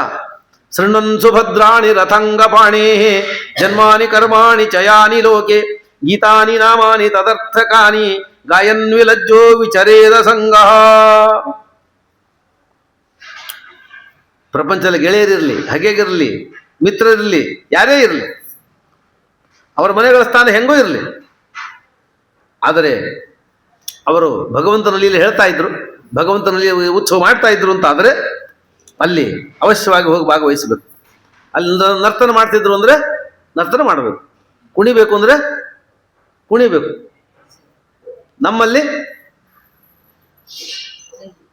ಬ್ರಾಹ್ಮಣರಾಗಿ ಹುಟ್ಟಿ ದೊಡ್ಡ ದೊಡ್ಡ ಗೋತ್ರದವರಾಗಿ ಹುಟ್ಟಿ ಮನೆಯಲ್ಲಿ ನಾಚಿಕೊಂಡು ಮನೆಯೊಳಗೆ ಪೂಜೆ ಮಾಡಿ ಹೊರಗೆ ಒಂದು ಪ್ಯಾಂಟ್ ಹಾಕ್ಕೊಂಡು ಅಂಗಾರಕ್ಷಂತೆ ಎಳ್ಸ್ಕೊಂಡು ಹೋಗ್ತಾರೆ. ಅಕ್ಷಂತೆ ಎಳ್ಸ್ಕೊಂಡು ಹೊರಗೆ ಹೋಗ್ತಾರೆ. ಅವರು ಅಮೇರಿಕದಿಂದ ಬೇರೆ ಬೇರೆ ದೇಶದಿಂದ ಬಂದು ಒಂದು ಕಾವಿ ಕೆಂಪು ಬಟ್ಟೆ ಹಾಕೊಂಡು ಒಂದು ತಬಲಾ ಇಟ್ಕೊಂಡು ಅದು ಇದ್ಕೊಂಡು ಕೃಷ್ಣ ಕೃಷ್ಣ ಅಂತ ಕುಣಿತಾ ರಸ್ತೆ ತುಂಬ ಓಡಾಡ್ತಾರೆ. ನಮ್ಮ ದೇಶದಲ್ಲಿ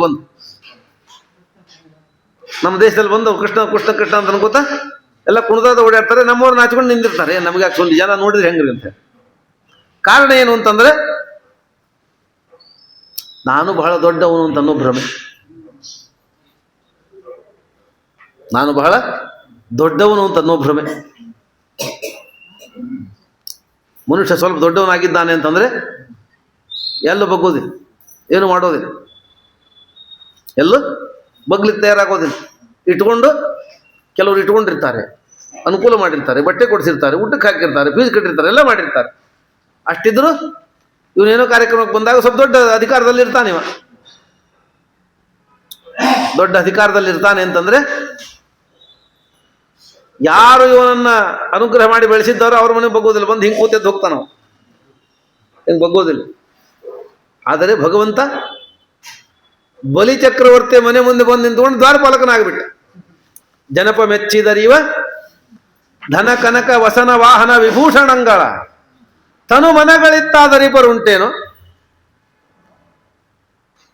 ಬೇರೆದು ರಾಜ ಮೆಚ್ಚಿದ ಅಂದ್ರೆ ಬಟ್ಟಿ ಕೊಡ್ತಾನೆ, ಆಭರಣ ಕೊಡ್ತಾನೆ, ಊರ್ಕ್ ಕೊಡ್ತಾನೆ, ಜಾಗೀರು ಕೊಡ್ತಾನೆ.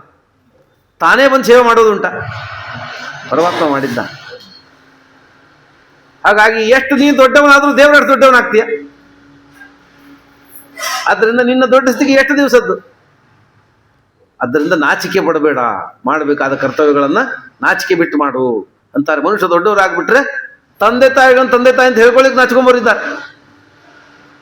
ನೀವೆಲ್ಲ ಬರಬೇಡ್ರಿ. ನಮ್ಮ ಸ್ಟೇಟಸ್ಸಿಗೆ ನಿಮ್ಮ ಜೀವನ ಕ್ರಮ ಹೊಂದಾಣಿಕೆ ಆಗೋದಿಲ್ಲ. ನಿಮ್ಮನ್ನ ಅಪ್ಪ ಅಂತ ಹೇಳ್ಕೊಳ್ಳಿಕ್ಕೆ ನಾಚಿಕೆ ಆಗ್ತದೆ ಅಂತ ಹೇಳೋರಿದ್ದಾರೆ. ದುಡ್ಡು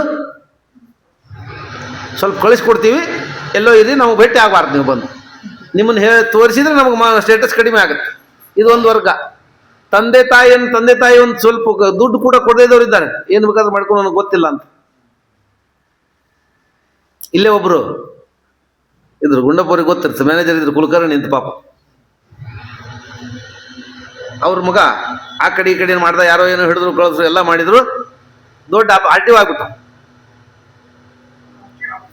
RTO ಆಫೀಸರ್ ಆಗ್ಬಿಟ್ಟ. ಅವ್ರ ಅಪ್ಪನಿಗೆ ಎಷ್ಟು ಕಳಿಸ್ತಿದ್ದವ? 500 ರೂಪಾಯಿ ಕಳಿಸ್ತಿದ್ದ ತಿಂಗಳಿಗೆ ಅಪ್ಪ ಅವನಿಗೆ. ಆ 500 ರೂಪಾಯಿ ಕಳಿಸ್ಲಿಕ್ಕೆ ಒಮ್ಮೆ ಅವನು ಬರೆದು ಪತ್ರ ತೋರಿಸಿದ್ರು, ಅವರು ನನ್ನ ಖರ್ಚು ಜಾಸ್ತಿ ಆಗಿದೆ, ಇನ್ನು ತಿಂಗಳಿಗೆ 500 ರೂಪಾಯಿ ನಂಗೆ ಕಳಿಸ್ಲಿಕ್ಕೆ ಆಗೋದಿಲ್ಲ, ನೀವೇನು ಅದ್ರ ದಾರಿ ಕಂಡುಕೊಡ್ರಿ, ಕಳಿಸೋದಕ್ಕೆ ಆಗೋದಿಲ್ಲ ಅಂತ ಪತ್ರ ಬರ್ತಿದ್ದ. ನಾನು ಹೇಳೋದು 40 ವರ್ಷ ಹಿಂದಿನ ಕಥೆ, 35-40 ವರ್ಷ ಹಿಂದಿನ ಕಥೆ. ಅವನು ಅಮೆರಿಕಕ್ಕೆ ಹೋದಾಗ ಮಗನಿಗೋಸ್ಕರ 1 ಲಕ್ಷ ರೂಪಾಯಿ ಆಟಿಕೆ ಸಾಮಾನು ತಂದಿದ್ದ. ಅವಾಗ 40 ವರ್ಷದ ಕೆಳಗೆ 1 ಲಕ್ಷ ರೂಪಾಯಿ ಆಟಿಕೆ ಸಾಮಾನು ತಂದಿದ್ದಾವ. ಇಲ್ಲಿ ಆಟಿಕೆ ಸಾಮಾನು ಅಂತ ನೋಡಿದ್ದೇ ಇಲ್ಲ ಯಾರು. 1 ಲಕ್ಷ ರೂಪಾಯಿ ಆಟಿಕೆ ಸಾಮಾನು ತಂದು ಮಗನಿಗೆ ಕೊಟ್ಟವ. ಅಪ್ಪ ಅವನಿಗೆ 500 ರೂಪಾಯಿ ನಂಗೆ ಕೊಡ್ಲಿಕ್ಕೆ ಆಗೋದಿಲ್ಲ, ನಂಗೆ ಕಷ್ಟ ಆಗುತ್ತೆ ಅಂತ ಹೇಳ್ದವ. ಅದ್ರ ಮುಂದೆ ಏನೋ ಆಯ್ತು, ಅವನೆಲ್ಲ ಬೆಂಗಳೂರಿಗೆ ಹೋಗಿದ್ದ, ಹೊರಟಾಗ ಗಿಡ ಬಿದ್ದು ಜಾಗದಲ್ಲಿ ಅಲ್ಲೇ ಕೃಷ್ಣಾರ್ಪಣ ಆದವ. ಹೀಗೆ ತಂದೆ ತಾಯಿಗಳಿಗೆ 500 ರೂಪಾಯಿ ಕೊಡೋದು ನನಗೆ ಕಷ್ಟ ಆಗತ್ತೆ ಎಂದು ಮಕ್ಕಳಿದ್ದಾರೆ ಜಗತ್ತೊಳಗೆ. ಅಥವಾ ದುಡ್ಡು ಕೊಟ್ಟರೆ ಕೃತಕೃತ್ಯತೆ ಅನ್ಕೊಂಡಾರೆ. ನಾವು ದುಡ್ಡು ಕೊಟ್ಟಿವಲ್ಲ, ಮಾಡಿದ್ರೆ ದುಡ್ಡು ಕೊಟ್ಟಿವಿ, ನಾವು ಕೆಲಸ ಮಾಡಿ ವೃದ್ಧಾಶ್ರಮ ದುಡ್ಡು ನಿನ್ನ ತಿಂಗಳ ನಾನೇ ಕೊಡ್ತೀನಿ ಪೇಮೆಂಟ್ ಅಂತ. ಎಲ್ಲ ದುಡ್ಡಿನಿಂದ ವ್ಯವಹಾರ, ದುಡ್ಡಿಂದ ಎಲ್ಲ ಮುಗಿಯೋದಿಲ್ಲ. ನೀನು ದುಡ್ಡಿಂದ ದೊಡ್ಡವನಾಗಿದ್ದೀಯಾ? ಈಗ ನೀನು ಅವ್ರು ಮುದುಕರಾಗಿದ್ದಾರೆ, ನಿಮ್ಗೆ ತೊಂದರೆ ಆಗುತ್ತೆ, ಅವ್ರು ಮಾಡ್ಲಿಕ್ಕೆ ಆಗೋದಿಲ್ಲ ಅಂತ ಇವ್ರು ದುಡ್ಡು ಕೊಟ್ಟಿನಿ ಅಂದರೆ ನೀವು ಹುಟ್ಟಿದಾಗ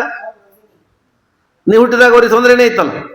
ನೀವೇನು ಕೆಲಸ ಮಾಡ್ತಿರಲಿಲ್ಲ, ಎಲ್ಲ ಮಲಗದಲ್ಲೇ ಹೊಲಸು ಮಾಡ್ತಿದ್ದಿ, ಮಲಗದಲ್ಲೇ ತಿನ್ಬೇಕು, ಎಲ್ಲ ಮಲಗದಲ್ಲೇ ಇದ್ದಿ. ಅವಾಗ ಅವರು ಕೈ ಒಳಗೆ ಆ ಕಡೆ ಈ ಕಡೆ ಒಂದು 10,000 ರೂಪಾಯಿ ನೋಟ್ ಇಟ್ಟು ಹೋಗ್ಬಿಟ್ಟಿದ್ರೆ, 2 ಕೈ ಒಳಗೆ ಒಂದು 10,000 ರೂಪಾಯಿ ಗಂಟು ಇಟ್ಟು ಹೋಗಿದ್ರೆ ನೀನು ದೊಡ್ಡವನ ಬದುಕ್ತಿದ್ಯಾ? ತಮ್ಮ ಎಲ್ಲವನ್ನ ಸರ್ವಸ್ವ ತ್ಯಾಗ ಮಾಡಿ ಬಳಸಿದವರಿಗೆ ನಿನಗೆ 2 ತುತ್ತು ಹೊತ್ತು ಅನ್ನ ಹಾಕ್ಲಿಕ್ಕೆ ಆಗೋದಿಲ್ಲ, ಅವ್ರನ್ನ ಇಟ್ಕೊಂಡು ತಂದೆ ತಾಯಿ ಅನ್ಲಿಕ್ಕೆ ಆಗೋದಿಲ್ಲ ಅಂದ್ರೆ ನಿಮ್ಮಂಥ ಮಕ್ಕಳು ಇದ್ರೇನು ಇಲ್ಲದೆ ಇದ್ರಿ. ಹಾಗಾಗಿ ಗೀತಾನಿ ನಾಮಾನಿ ತದರ್ಥಕಾನಿ ಗಾಯದ್ವಿಲೋಚ್ಚೋ ವಿಚರೇದ ಸಂಗಹ. ನಮಸ್ಕಾರ ಮಾಡೋದು, ಸೇವೆ ಮಾಡೋದು ಅವಕಾಶ ಬಂದಾಗ ಇದು ಮತ್ತೆ ಸಿಗಲಿಕ್ಕಿಲ್ಲ, ಸಿಕ್ಕ ಅವಕಾಶ ಅಂತ ಮಾಡ್ಕೋಬೇಕು, ಅದನ್ನ ಉಪಯೋಗ ಮಾಡ್ಕೋ. ಅದರಿಂದ ಇದರಿಂದ ಆಗೋದೇನು? ನೀನು ಮಾಡಿದ ತಂದೆ ಸೇವೆ ಆಗಿರ್ಬೋದು, ತಾಯಿ ಸೇವೆ ಆಗಿರ್ಬೋದು, ಯಾರೋ ಸೇವೆ ನೀನು ಮಾಡಿರ್ಬೋದು. ಆದರೆ ಕೆಲವು ಸರ್ತೆ ನಿನ್ನಿಂದ ಸೇವೆ ಮಾಡಿಸಿಕೊಂಡವರು ನಿನಗೆ ಮಾಡಿದ ಮಹತ್ವ ಗೊತ್ತಾಗ ನಿನಗೆ ಬೈಬೋದು, ನೀನೇನು ಮಾಡಿಲ್ಲ ಅಂತ ಅಂದ್ಬಿಡ್ಬೋದು ಅವರು. ಆದರೆ ನೀನು ಮಾಡಿದ ಸೇವೆಗೆ ಒಲಿದ ಪರಮಾತ್ಮ ಮಾತ್ರ ಅನುಗ್ರಹ ಮಾಡ್ತಾನೆ. ಸೇವೆ ಮಾಡಿಸಿಕೊಂಡವ ಏನು ಅನುಗ್ರಹ ಮಾಡದೇ ಇದ್ರು ಅವನು ತಿರುಗಿ ಬಿದ್ದರು. ಆದರೆ ನೀನು ಮಾಡಿದ ಸೇವೆಗೆ ಫಲ ಕೊಡುವ ಪರಮಾತ್ಮನಿಗೆ ಮಾತ್ರ ಯಥಾರ್ಥವಾದ ಜ್ಞಾನ ಇದೆ, ಅವನು ಸರಿಯಾದ ಫಲ ಕೊಡ್ತಾನೆ. ಹಾಗಾಗಿ ನಾನು ಇಂಥವ್ರಿಗೆ ಏನು ಮಾಡಿದೆ, ಅವ್ರು ನನಗೆ ಹಂಗೆ ಮಾಡಿ ತಿರುಗಿ ಬಿದ್ದರು ತಲೆಯನ್ನು ಕೆಡಿಸೋ ಕಾರಣ ಇಲ್ಲ. ಯಾಕಂದ್ರೆ ನೀನು ಮಾಡಿದ ಸೇವೆಗೆ ಫಲ ಕೊಡುವ ಇವನು ಅಲ್ಲೇ ಇಲ್ಲ. ನೀನು ಮಾಡಿಸಿಕೊಂಡ ಸೇವೆಗೆ ಫಲ ಕೊಡ್ಲಿಕ್ಕೆ ಇವನಿಗೇನು ಅಧಿಕಾರ ಇಲ್ಲ, ಯೋಗ್ಯತೆ ಇಲ್ಲ ಅವನಿಗೆ. ಅವನಿಗೆ ಅಷ್ಟು ಯೋಗ್ಯತೆ ಇತ್ತು ಅಂತ ಆಗಿದ್ರೆ ಅವನು ತನಗೆ ಸೇವೆ ಮಾಡಿಸಿಕೊಳ್ಳುವ ವ್ಯವಸ್ಥೆಗೆ ಅವನು ಬರ್ತಾನೆ ಇರಲಿಲ್ಲ. ಅವನು ತನಗೇನು ಸಾಮರ್ಥ್ಯ ಇಲ್ಲ ಅಂತ ಅನ್ನೋದಕ್ಕೆ ಅವನು ಇನ್ನೊಬ್ಬರ ಕಡೆಯಿಂದ ಮಾಡಿಸಿಕೊಳ್ಳಬೇಕಾದ ಅವಸ್ಥೆಗೆ ಬಂದು ಮುಟ್ಟಿದ್ದಾನೆ. ಅದರಿಂದ ನೀನು ಮಾಡಿದ ಕರ್ಮಗಳಿಗೆ ಫಲ ಕೊಡುವ ಪರಮಾತ್ಮನೇ ಹೊರತು ಈ ಮನುಷ್ಯರಲ್ಲ. ಹಾಗಾಗಿ ಯಾರು ಒಲಿದರೇನು, ನಮಗಿನ್ನಾರು ಮುನಿದರೆ, ನಾನು ಸನ್ಮಾರ್ಗದಲ್ಲಿ ಹೊರಟೀನಿ, ನೇರವಾದ ಮಾರ್ಗದಲ್ಲಿ ಇದ್ದೀನಿ, ಪ್ರಾಮಾಣಿಕವಾಗಿದ್ದೀನಿ, ಶಾಸ್ತ್ರ ಹೇಳಿದ ರೀತಿಯಲ್ಲಿ ಇದ್ದೀನಿ ಅಂತ ನಿನಗೆ ಧೈರ್ಯ ಇದ್ರೆ ಯಾರು ಸ್ತೋತ್ರ ಮಾಡಿದ್ರು ಅಷ್ಟೇ, ಯಾರು ನಿಂದೆ ಮಾಡಿದ್ರು ಅಷ್ಟೇ, ಬಿಡು ನಿನಗೆ ದಾರಿ ಹಿಡಿ ಅಂದರು. ಚಕ್ಷಾಸುರಂ ಭಾವವಿಮಂ ಸಮಾತ್ಮನಃ ಸಮೋ ಮತ್ಸದ ಸಂತಿ ವಿದ್ವಿಷಃ ಋತೇಜಿತಾತ್ಮಸಂತಿದ್ಯನಸ್ಯ ಮಹತ್ ಸಮರ್ಪಣಂ. ಪ್ರಹ್ಲಾದರಾಜರು ಹೇಳ್ತಾರೆ ಅವರಪ್ಪನಿಗೆ, ಈ ಅಹಿಂಸೆ ಬಗ್ಗೆ ಹೇಳ್ತಾರೆ. ಕ್ರೋಧ ಬಿಟ್ಟುಬಿಡು ಇದನ್ನು. ಜಕ್ಷಾಸುರಂ ಭಾವವಿಮಂ, ಅಸುರ ಭಾವ, ಅಹಂಕಾರ, ನಾನು ಬಹಳ ದೊಡ್ಡವನು, ನನ್ನಂಥವ್ರು ಯಾರೂ ಇಲ್ಲ, ನಾನು ಜಗತ್ತನ್ನು ಗೆದ್ದೀನಿ ಅಂತ ಅನ್ನೋದನ್ನ ಬಿಟ್ಬಿಡು. ಇದನ್ನು ಭಗವಂತನಿಗೆ ಶರಣ, ಅದೇ ದೊಡ್ಡ ಸೇವೆ, ನಿನ್ನ ಸಾಧನೆ ಆಗ್ತದೆ. ಇದನ್ನು ಬಿಟ್ಬಿಡು. ಎಲ್ಲರಲ್ಲಿಯೂ ಸಮಭಾವನೆ ಎಂತಾಳೋದು, ಯಾರನ್ನು ದ್ವೇಷ ಮಾಡದೇ ಇರೋದು, ಅದೇ ತದ್ವಿದ್ಯಾನಂತಸ್ಯ ಮಹತ್ ಸಮರ್ಹಣಂ, ದೊಡ್ಡ ಪೂಜೆ. ಯಾರನ್ನು ದ್ವೇಷ ಮಾಡದೇ ಇರೋದು ದೊಡ್ಡ ಪೂಜೆ. ಹಾಗಾಗಿ ಯಾರನ್ನು ದ್ವೇಷ ಮಾಡಬೇಡ. ಈ ದ್ವೇಷ ಇಟ್ಟುಕೊಂಡು ನೀನೇನು ಸಂಪಾದನೆ ಮಾಡೋನಿದ್ದಿ, ಈ ದ್ವೇಷ ಮಾಡಬೇಡ ಅಂತ 6 ವರ್ಷದ ಪ್ರಹ್ಲಾದ ಅವರ ಅಪ್ಪನಿಗೆ ಹೇಳ್ತಾನೆ ಈ ಮಾತನ್ನು. ಬಿಡು ಇದನ್ನು, ಇದರಿಂದ ನಿನಗೇನು ಸಂಪಾದನೆ ಮಾಡ್ಲಿಕ್ಕೆ ಆಗೋದಿಲ್ಲ ಅಂತ ಹೇಳಿ. ಮುತ್ರ ಇರುದಾಸೀನ ರಿಪುಂ ವಿಮೂಢಾಹ ಅಂತಾನೆ. ನಾನು ಬಹಳ ಪರಾಕ್ರಮಿ, ನಾನೆಲ್ಲ ರಾಜ್ಯ ಗೆದ್ದೀನಿ, ದೇವತೆಗಳನ್ನ ಗೆದ್ದೀನಿ ಅಂತ ಅನ್ಕೋಬಹುದು. ಆದರೆ ದಸ್ಯುನ್ ಪುರನ್ ಸಣ್ಣ ವಿಜಿತ್ಯ ಲುಂಪತೋ ಮನ್ಯಂತ ಏಕೆ ಸ್ವಜಿತಾದಿಶೋ ದಶ ಜಿತಾತ್ಮನೋದ್ದೇಶ ಸಮಸ್ಯೆ ಸಾಧುವ ಸಮೂಹ ಪ್ರಭವ ಕುತೋ ಪರೇ ಹೇಳ್ತಾರೆ. ನೀನು ಅನ್ಕೊಂಡು ನಾ ಎಲ್ಲ ಗೆದ್ದೀನಿ ಅಂತ, ಆದರೆ ನೀನು ದಸ್ಯೂನ್ ಶತ್ರುಗಳನ್ನು ಗೆದ್ದಿಲ್ಲ. ಯಾರವರು? ಸಣ್ಣ ಆರು ಶತ್ರುಗಳಿದ್ದಾರೆ ನಿನ್ನ ಮನಸ್ಸೊಳಗೆ, ಅವರನ್ನೇ ಗೆಲ್ಲಿಕ್ಕಾಗಿಲ್ಲ ನಿನಗೆ. ನಿನ್ನ ಮನಸ್ಸೊಳಗಿದ್ದುವ ಕಾಮಕ್ರೋಧ ಲೋಭ ಮೋಹ ಮದ ಮತ್ಸರಗಳನ್ನು ಗೆಲ್ಲಲಾಗದ ನೀನು ಜಗತ್ತನ್ನು ಗೆದ್ದೀನಿ ಅಂತ ತಿಳ್ಕೊಂಡಿದ್ದೀಯ. ಆದರೆ 10 ದಿಕ್ಕುಗಳನ್ನು ಗೆದ್ದೀನಿ ಅಂತ ನೀನು ಅನ್ಕೊಂಡಿದ್ದಿ. ನಿನ್ನನ್ನೇ ಗೆಲ್ಲಲಾಗದ ನೀನು ಜಗತ್ತನ್ನೇನು ಗೆಲ್ತಿ. ನಿನ್ನ ಹೇಳಿದಲ್ಲ, ಆಸೆಯನ್ನು ಗೆದ್ದವ್ ನಿಜವಾದ ನಾನು ರಾಜ ಅಂತ ಹೇಳ್ದವನು ಯೋಗಿ. ಹಾಗೆ ನೀನು ಆಸೆಯನ್ನು ಗೆಲ್ಲಲಿಕ್ಕಾಗಿಲ್ಲ. ಆಸೆಗೆ ದಾಸನಾದ ನೀನು ಜಗತ್ತನ್ನು ಗೆಲ್ಲೋದೇನು? ಭ್ರಮೆ. ನೀನು ಜಗತ್ತನ್ನು ಗೆದ್ದೀನಿ ಅಂತ ಅನ್ನೋದು ನಿನ್ನ ಭ್ರಮೆ. ಆದ್ದರಿಂದ ಸಾಧುವ ಸಮೂಹ ಪ್ರಭವ ಹಾಕುವುದಕ್ಕೆ ಪರೇ. ಆದ್ದರಿಂದ ಇದೆಲ್ಲ ಬಿಟ್ಟುಬಿಡು, ಆ ಭಗವಂತನಿಗೆ ಶರಣಾಗು ಅಂತ ಹೇಳಿ ನೀನು ಷಡಂಗಯ ಕಿಂ ಷಡಂಗ ಸೇವೆ ಮಾಡಬೇಕು ಅಂತ ಹೇಳ್ತಾರೆ. ತತ್ವೇ ಮನೋದರ್ಶನೇ ದೃಗಪಿ ಸ್ತುತೌ ಚ ವಕ್ರಮಣಿಷ್ಯಪಿ ಕರೋ ಶ್ರವಣಂ ಕಥಾಯಾಂ ಸಂಸೇವಯಾ ತ್ವಯಿ ವಿನೇತಿ ಷಡಂಗಯಾ ಕಿಂ ಭಕ್ತಿಂ ಜನಃ ಪರಮಹಂಸ ಗತೌ ಲಭೇತ್. ತತ್ವೇ ಮನೋದರ್ಶನೇ, ಎಲ್ಲ ಇಂದ್ರಿಯಗಳು ಭಗವಂತನಲ್ಲಿ ತೊಡಗಬೇಕು. ಮನಸ್ಸು ತತ್ವೇ ಮನಸ್ಸು, ಭಗವಂತನ ತತ್ವವನ್ನು ಕೇಳಲಿಕ್ಕೆ ಮನಸ್ಸಿರಬೇಕು ಯಾವಾಗಲೂ. ದೃಗಪಿ ದರ್ಶನೇ ದೃಗಪಿ, ಭಗವದ್ ದರ್ಶನ ಮಾಡಲಿಕ್ಕೆ ಕಣ್ಣುಗಳು. ಸ್ತುತೌಚ ವಾಕ್, ಭಗವಂತನ ಸ್ತೋತ್ರ ಮಾಡಲಿಕ್ಕೆ ಮಾತಿರಬೇಕು. ಕರ್ಮಣಿ ಹ್ಯಪಿ ಕರವು, ಭಗವಂತನ ಸೇವೆ ಮಾಡೋದಕ್ಕೆ ಕೈಗಳಿರಬೇಕು. ಶ್ರವಣಂ ಕಥಾಯಾಮ್, ಭಗವಂತನ ಕಥೆ ಕೇಳಲಿಕ್ಕೆ ಕಿವಿ ಇರಬೇಕು. ಸಂಸೇವಯಾ ತ್ವಯಿ ವಿನೇತಿ ಷಡಂಗಯಾ ಕಿಂ, ಹೀಗೆಲ್ಲ ಕಾಲುಗಳು ತೀರ್ಥಯಾತ್ರೆಗಳಿಗಿರಬೇಕು. ಇಡೀ ದೇಹವೇ ಭಗವಂತನ ಸೇವೆಗಿರಬೇಕು. ಆದ್ದರಿಂದ ಇಡೀ ದೇಹವನ್ನು ಭಗವಂತನ ಸೇವೆಗಾಗಿ ಬಳಸಬೇಕು. ಎಲ್ಲವೂ ಭಗವತ್ ಸೇವೆಯಲ್ಲಿ ತೊಡಗಬೇಕು ಅಂತ ಹೇಳಿ ಇದನ್ನು ಷಡಂಗ ಸೇವೆ ಅಂತ ಕರೀತಾರೆ. ಇಲ್ಲದೆ ಇದ್ರೆ ಯಾವುದನ್ನು ನಾವು ಭಗವಂತನ ಸೇವೆಯಲ್ಲಿ ತೊಡಗಿಸೋದಿಲ್ಲೋ ಅದು ವ್ಯರ್ಥ ಆಗುತ್ತೆ, ಅಥವಾ ಅದು ಪಾಪ ಸಾಧನವಾಗುತ್ತೆ. ಭಗವತ್ ಸೇವೆಯಲ್ಲಿ ತೊಡಗಿಸಿಲ್ಲ ಅಂದ್ರೆ ಅದು ಪಾಪ ಸಾಧನ ಮಾಡ್ಕೋತದೆ. ಅದರಿಂದ ಎಲ್ಲ ಇಂದ್ರಿಯಗಳನ್ನು ತೊಡಗಿಸಬೇಕು ಅಂತ. ಅದರಿಂದ ಎಲ್ಲ ಇಂದ್ರಿಯಗಳು ಭಗವಂತನ ಸೇವೆಯಲ್ಲಿ ತೊಡಗಬೇಕು, ಅದನ್ನೇ ಮಾಡಬೇಕು. ಕೈಗಳು ಭಗವಂತನ ಸೇವೆ ಮಾಡೋದ್ರಲ್ಲೇ ಇರಬೇಕಂತೆ. ಅಂಬರೀಷ ಮಾಡ್ತಿದ್ನಂತೆ, ಕೈ ಎಲ್ಲ ಕಸ ಬಳಿಯೋದು. ಕರವು ಹರಿಯರ್ ಮಂದಿರ ಅರ್ಜನಾದಿಷು, ದೇವಾಲಯ ದೇವರ ಕಸ ಹೊಡೆಯೋದ್ರಲ್ಲಿ ಕೈ, ತೀರ್ಥಯಾತ್ರೆಗೆ ಕಾಲುಗಳು. ಈಗ ಅಂಬರೀಷ ಸ್ವಯಂ ರಾಜನಾಗಿ ಭೂಮಂಡಲಕ್ಕೆ ರಾಜ, ಕೋಟಿ ಕೋಟಿ ಗಟ್ಟಲೆ ಸೇವಕರವನಿಗೆ. ಆದರೂ ಎಲ್ಲ ತಾನು ಮಾಡ್ತಿದ್ದಂತ ದೇವರ ಕೆಲಸವನ್ನು. ದೇವಸ್ಥಾನ ಗಂಡ ಹೆಂಡತಿ ಜಗಳ ಮಾಡ್ಬೇಕಂತ. ಅದಕ್ಕೆ ನಾವು ಮಾಡೇ ಮಾಡ್ತೀವಿ ಬಿಡ್ರಿ ಅಂತಲ್ಲ, ನಾವು ಮಾಡೋ ಜಗಳ ಅಲ್ಲ. ದೇವರ ಮನೆ ಕಸ ಹೊಡಿಬೇಕಲ್ಲ. ನಾನು ಕಸ ಹೊಡಿತೀನಿ ನನ್ನ ಅಧಿಕಾರ ಅಂತ ಹೇಳಿ ಜಗಳ ಮಾಡಬೇಕು. ನಾನೇ ಹೊಡ್ಕೋತೀನಿ, ದೇವ್ರ ಪೂಜೆ ಮಾಡೋ ನಾ ಹೊಡ್ಕೋತೀನಿ, ನಾನೇ ಕಸ ಹೊಡ್ಕೋತೀನಿ ಅಂತ ಜಗಳ ಮಾಡ್ಬೇಕಂತ. ದೇವ್ರ ಸೇವೆ ನಾನೇ ಮಾಡ್ತೀವಿ, ನಾವು ಮಾಡ್ತೀವಿ ಜಗಳ ಮಾಡ್ಬೇಕಂತ. ಬೇಕಾರ್ ಮಾಡ್ಕೋ. ಮನೇಲಿ ಗಂಡ ಪೂಜೆ ಮಾಡ್ತಾನೆ ಅಂದ್ರೆ ಹೆಂಡತಿ ಬೇಕಾರ್ ಉಪಕರಣಿ ತೊಳ್ಕೊಂಬಂಗಿದ್ರೆ ಪೂಜೆ ಮಾಡಿ. ಪೂಜೆ ಮಾಡಿದ ಮೇಲೆ ಉಪಕರಣಿ ತೊಳೆದು ನನಗೆ ಹಾಕೊಂಗಿದ್ರೆ ಮಾಡಬೇಡ. ಬರೀ ಹೆಂಡತಿ ನಿಂದೆ ಅಲ್ಲ, ಇನ್ನು ಕೆಲವ್ರ ಮನೆಯೊಳಗೆ ಹೆಂಡತಿ ಉಪಕರಣಿ ತೊಳೆದಿಟ್ಟಿರ್ತಾಳೆ, ಮಡಿ ನೀರು ತುಂಬಿಟ್ಟಿರ್ತಾಳೆ, ಗಂಧಾಕ್ಷಂತಿ ಮಾಡಿಟ್ಟಿರ್ತಾಳೆ. ಗಂಧಾಕ್ಷಂತಿ ಮಾಡಿಟ್ಟು ಗಂಡಗಂತಾರೆ ಸಾಲಿಗ್ರಾಮ ಒಂದು ಸ್ವಲ್ಪ ನೀರು ಹಾಕಿ ತೀರ್ಥ ಕೊಡು, ಪೂಜೆ ಮಾಡೋ ನೀನು ತೀರ್ಥ ಕೊಡು ಅಂದ್ರೆ ರಾಯರ ಮಠಕ್ಕೆ ಹೋಗೋ, ನಂಗೆಲ್ಲ ಹಚ್ಚಿಬಿಟ್ಟು ಆಗೋದಿಲ್ಲ ನನಗೆ ಅಂಥೇಳಿ ಹೊರಗೆ ಹೋಗಿ ಪಾರ್ಕ್ ಒಳಗೆ ಕೂತ್ಕೊಂಡು ಯಾರ್ದೋ ಜೊತೆ ಕೂತ್ಕೊಂಡು ಮಾತಾಡಿ ಏನೋ ಮಾಡಿ ಚಟಗಳನ್ನು ಮಾಡಿ ಮನೆಗೆ ಬರ್ತಾನೆ. ಮಠಕ್ಕೆ ಹೋಗಿ ತೀರ್ಥ ತಗೋ, ನಂಗೆ ಮಾಡ್ಬೇಡು ಅಂತ ಹೇಳ್ಬೇಡ. ಗಂಡ ಮಾಡು ಒಂದಲ್ಲೇ ಹೆಂಡತಿ ತಯಾರಿಲ್ಲ, ಹೆಂಡತಿ ಮಾಡು ಒಂದಲ್ಲೇ ಗಂಡ ತಯಾರಿಲ್ಲ. ಇಬ್ಬರು ಮಾಡಬೇಕು ಅಂತ ಬಂದಿತ್ತು ಅಂದ್ರೆ ಜನ್ಮಾಂತರದ ಪುಣ್ಯದಿಂದ ಬರ್ತದೆ. ಅದನ್ನ ಮುಂದೆ ಹೇಳ್ತಾನೆ. ಸವಾಗ ಅನಂತ ವಾಣಿ ಗುಣಾನು ಕಥನೆ ಅಂಗಾದ ಪದೋದ ಕಮ್ಯಾನಿ ಭಜಂತಿ ನಿತ್ಯಂ. ಅದಕ್ಕಂದ್ರು ಜೀವಂಚವೋ ಭಾಗವದ್ ಅಂಗ್ರಿ ರೇಣುಂ. ನೋಡಪ್ಪ, ವಿಷಯ ತೃಶವೋ ನರಪುಷವೋ, ಏನು ಪ್ರಾರ್ಥನೆ ಮಾಡ್ಬೇಕು ದೇವರಿಗೆ ಅದನ್ನೇ ಹೇಳ್ಬಿಟ್ಟು ನಮಗೆ ಮತ್ತೆ ಮತ್ತೆ ಸಂಸಾರ ಬರೋದು ಬೇಡ. ಸಂಸಾರದಲ್ಲಿ ನಾವು ಬಂಧರಾಗೋದು ಬೇಡ. ಸಂಸಾರಕ್ಕೆ ಬಂಧಕವಾದ ಹೆಂಡತಿ ಮಕ್ಕಳು ಇತ್ಯಾದಿಗಳು ನಮಗೆ ಬಂಧಕವಾದದ್ದು ಆಗೋದೇ ಬೇಡ. ಅಕಸ್ಮಾತ್ತಾಗಿ ಪ್ರಾರಬ್ಧ ಇತ್ತು ಹಾಗಾಗಿ ಸಂಸಾರದಲ್ಲಿ ಬೀಳೋದು ಅಂತಾದರೆ ನಮ್ಮ ಹೆಂಡತಿ ಮಕ್ಕಳು ಬಂಧು ಬಳಗದವರು ಭಗವದ್ಭಕ್ತರು ವಿಷ್ಣು ಭಕ್ತರಾದವರು ನಮಗೆ ದೊರಕಲಿ ಅಂತ ಕೇಳ್ಕೋಬೇಕು. ಅವ್ರು ದೊರಕೋದಿದ್ರೆ ಸಂಸಾರ ನನಗೆ ಬರೋದು ಬಂಧನ ಆಗುವ ಯೋಗ ಇದ್ರೆ ಅವು ವಿಷ್ಣು ಭಕ್ತರಾದವರು ಭಗವದ್ಭಕ್ತರು ಸಿಗಲಿ ಅಂತ ಕೇಳ್ಕೋಬೇಕು. ಯಾಕಂದ್ರೆ ಬಿಡ್ಲಿಕ್ಕೆ ಆಗೋದಿಲ್ಲ, ಪ್ರಾರಬ್ಧ ಇದ್ರೆ ಬಿಡ್ಲಿಕ್ಕೆ ಆಗೋದಿಲ್ಲ. ಅದನ್ನ ಪ್ರಾರಬ್ಧ ಭೋಗ ಆಗಬೇಕು, ಅದು ವಿಷ್ಣು ಭಕ್ತರಾದವರೇ ನನಗೆ ಸಿಗಲಿ ಅಂತ ಕೇಳ್ಕೋಬೇಕು. ಅದರಿಂದ ಸಾಧನೆ ಆಗುತ್ತೆ. ಯಾಕಂದ್ರೆ ಸಜ್ಜನರ ಸಹವಾಸ ಮಾಡಬೇಕು ಅಂತ ಹೇಳಿದ್ದಾರಲ್ಲ. ಎಲ್ಲೋ ಸಜ್ಜನರು ಹುಡ್ಕೊಂಡು ಹೋಗೋದಕ್ಕಿಂತ ಮನೇಲಿ ಗಂಡ ಸಜ್ಜನ ಆಗಿಬಿಟ್ರೆ ಸಜ್ಜನ ಸಹವಾಸ ಆಯ್ತು, ಹೆಂಡತಿ ಒಳ್ಳೆಯವಳಾಗಿದ್ರೆ ಗಂಡನ ಸಜ್ಜನ ಸಹವಾಸ ಆಯ್ತು, ಮಕ್ಕಳು ಒಳ್ಳೆಯವರು ಇದ್ದು ಬಿಟ್ರೆ ಅಲ್ಲೇ ಸಜ್ಜನರ ಸಹವಾಸ ಆಯ್ತು, ಎಲ್ಲ ಆಗುತ್ತೆ. ಆದ್ದರಿಂದ ಸಜ್ಜನರು ಸಿಗಲಿ, ಕುಟುಂಬಗಳಾಗಿ ನನ್ನ ಬಂಧುಗಳಾಗಿ ಸಜ್ಜನರು ಸಿಗಲಿ ಅಂತ ಪ್ರಾರ್ಥನೆ ಮಾಡ್ರಿ ಅಂತ ಭಾಗವತ ಹೇಳ್ತಾರೆ.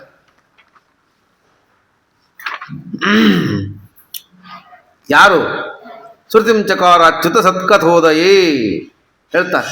ಅಂಬರೀಷ ಮಾಡಿದ ಕಥೆ ಹೇಳ್ತಾರೆ.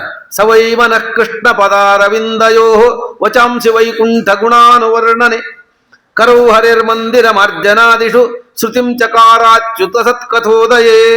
ಅಂಬರೀಷ ಮಾಡಿದಂತೆ ಮನಸ್ಸನ್ನ ಭಗವಂತನ ಪಾದಗಳಲ್ಲಿ ಇಟ್ಟಿದ್ದವು, ಮಾತುಗಳನ್ನ ಭಗವಂತನ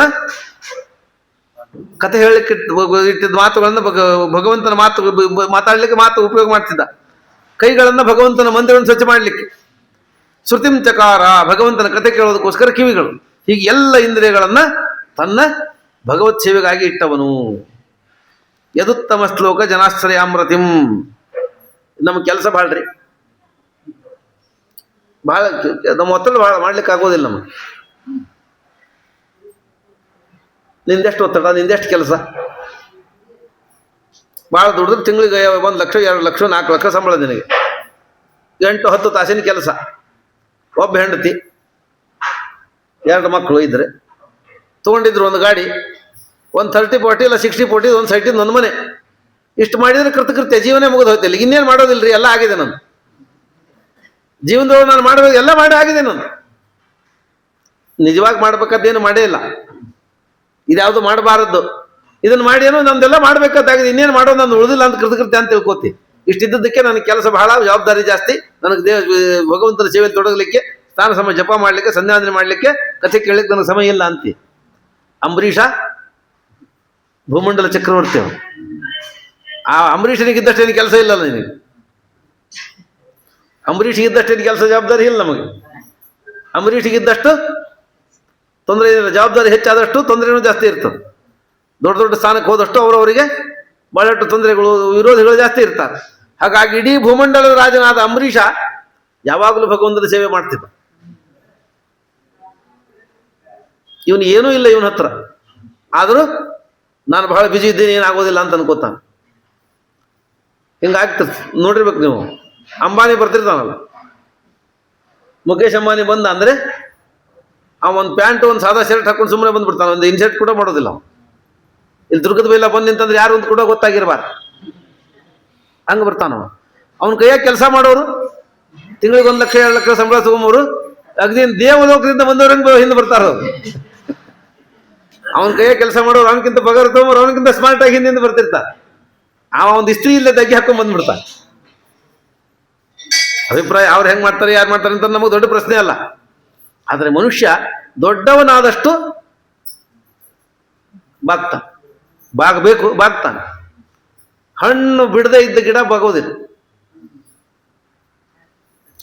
ಗಿಡ ಭತ್ತ ಜೋಳ ಹೆಂಗಿರ್ತದೆ, ತೆನೆ ಬಿಟ್ರೆ ಭತ್ತ ಬಾಗ್ತದೆ, ಹಣ್ಣು ಬಿಟ್ರೆ ಗಿಡ ಬಾಗ್ತದೆ. ಹಾಗಾಗಿ ಫಲ ಬರಬೇಕು, ಫಲ ಬಂದ್ರೆ ಕರ್ಮದ ಫಲ ಬಂದ್ರೆ, ಜೀವನದ ಫಲ ಬಂದ್ರೆ ಬಾಗ್ತಾನೆ ಮನುಷ್ಯ, ಇಲ್ಲದಿದ್ರೆ ಅಹಂಕಾರಿಯಾಗಿರ್ತಾನೆ. ಹಾಗಾಗಿ ಫಲ ಸಾಧನೆಯಿಂದ ಮನುಷ್ಯ ಬಾಗ್ತಾನೆ.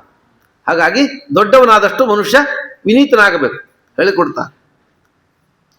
ಮಾಡಬೇಕು ಅಂತ ಹೇಳಿದರು, ಮಾಡಲಿಲ್ಲ ಅಂದ್ರೆ ಏನು ನಿಂದನೆ ಮಾಡಿದರು. ದ್ವಿತೀಯ ಸ್ಕಂದ ಭಾಗವತ ಹೇಳ್ತದೆ, ಬಿಲೇ ಬತೋರು ಕ್ರಮ ವಿಕ್ರಮಾನ್ವೇ ನಸನ್ವಟಃ ಕರ್ಣಪುಟೇ ನರಸ್ಯ ಜಿಹ್ವಾ ಸತೀದಾರ್ದುರಿಕೆ ವಸೂತ ನಚತ್ ಪ್ರಗಾಯ ತುರುಗಾಯ ಗಾಥಾಂ.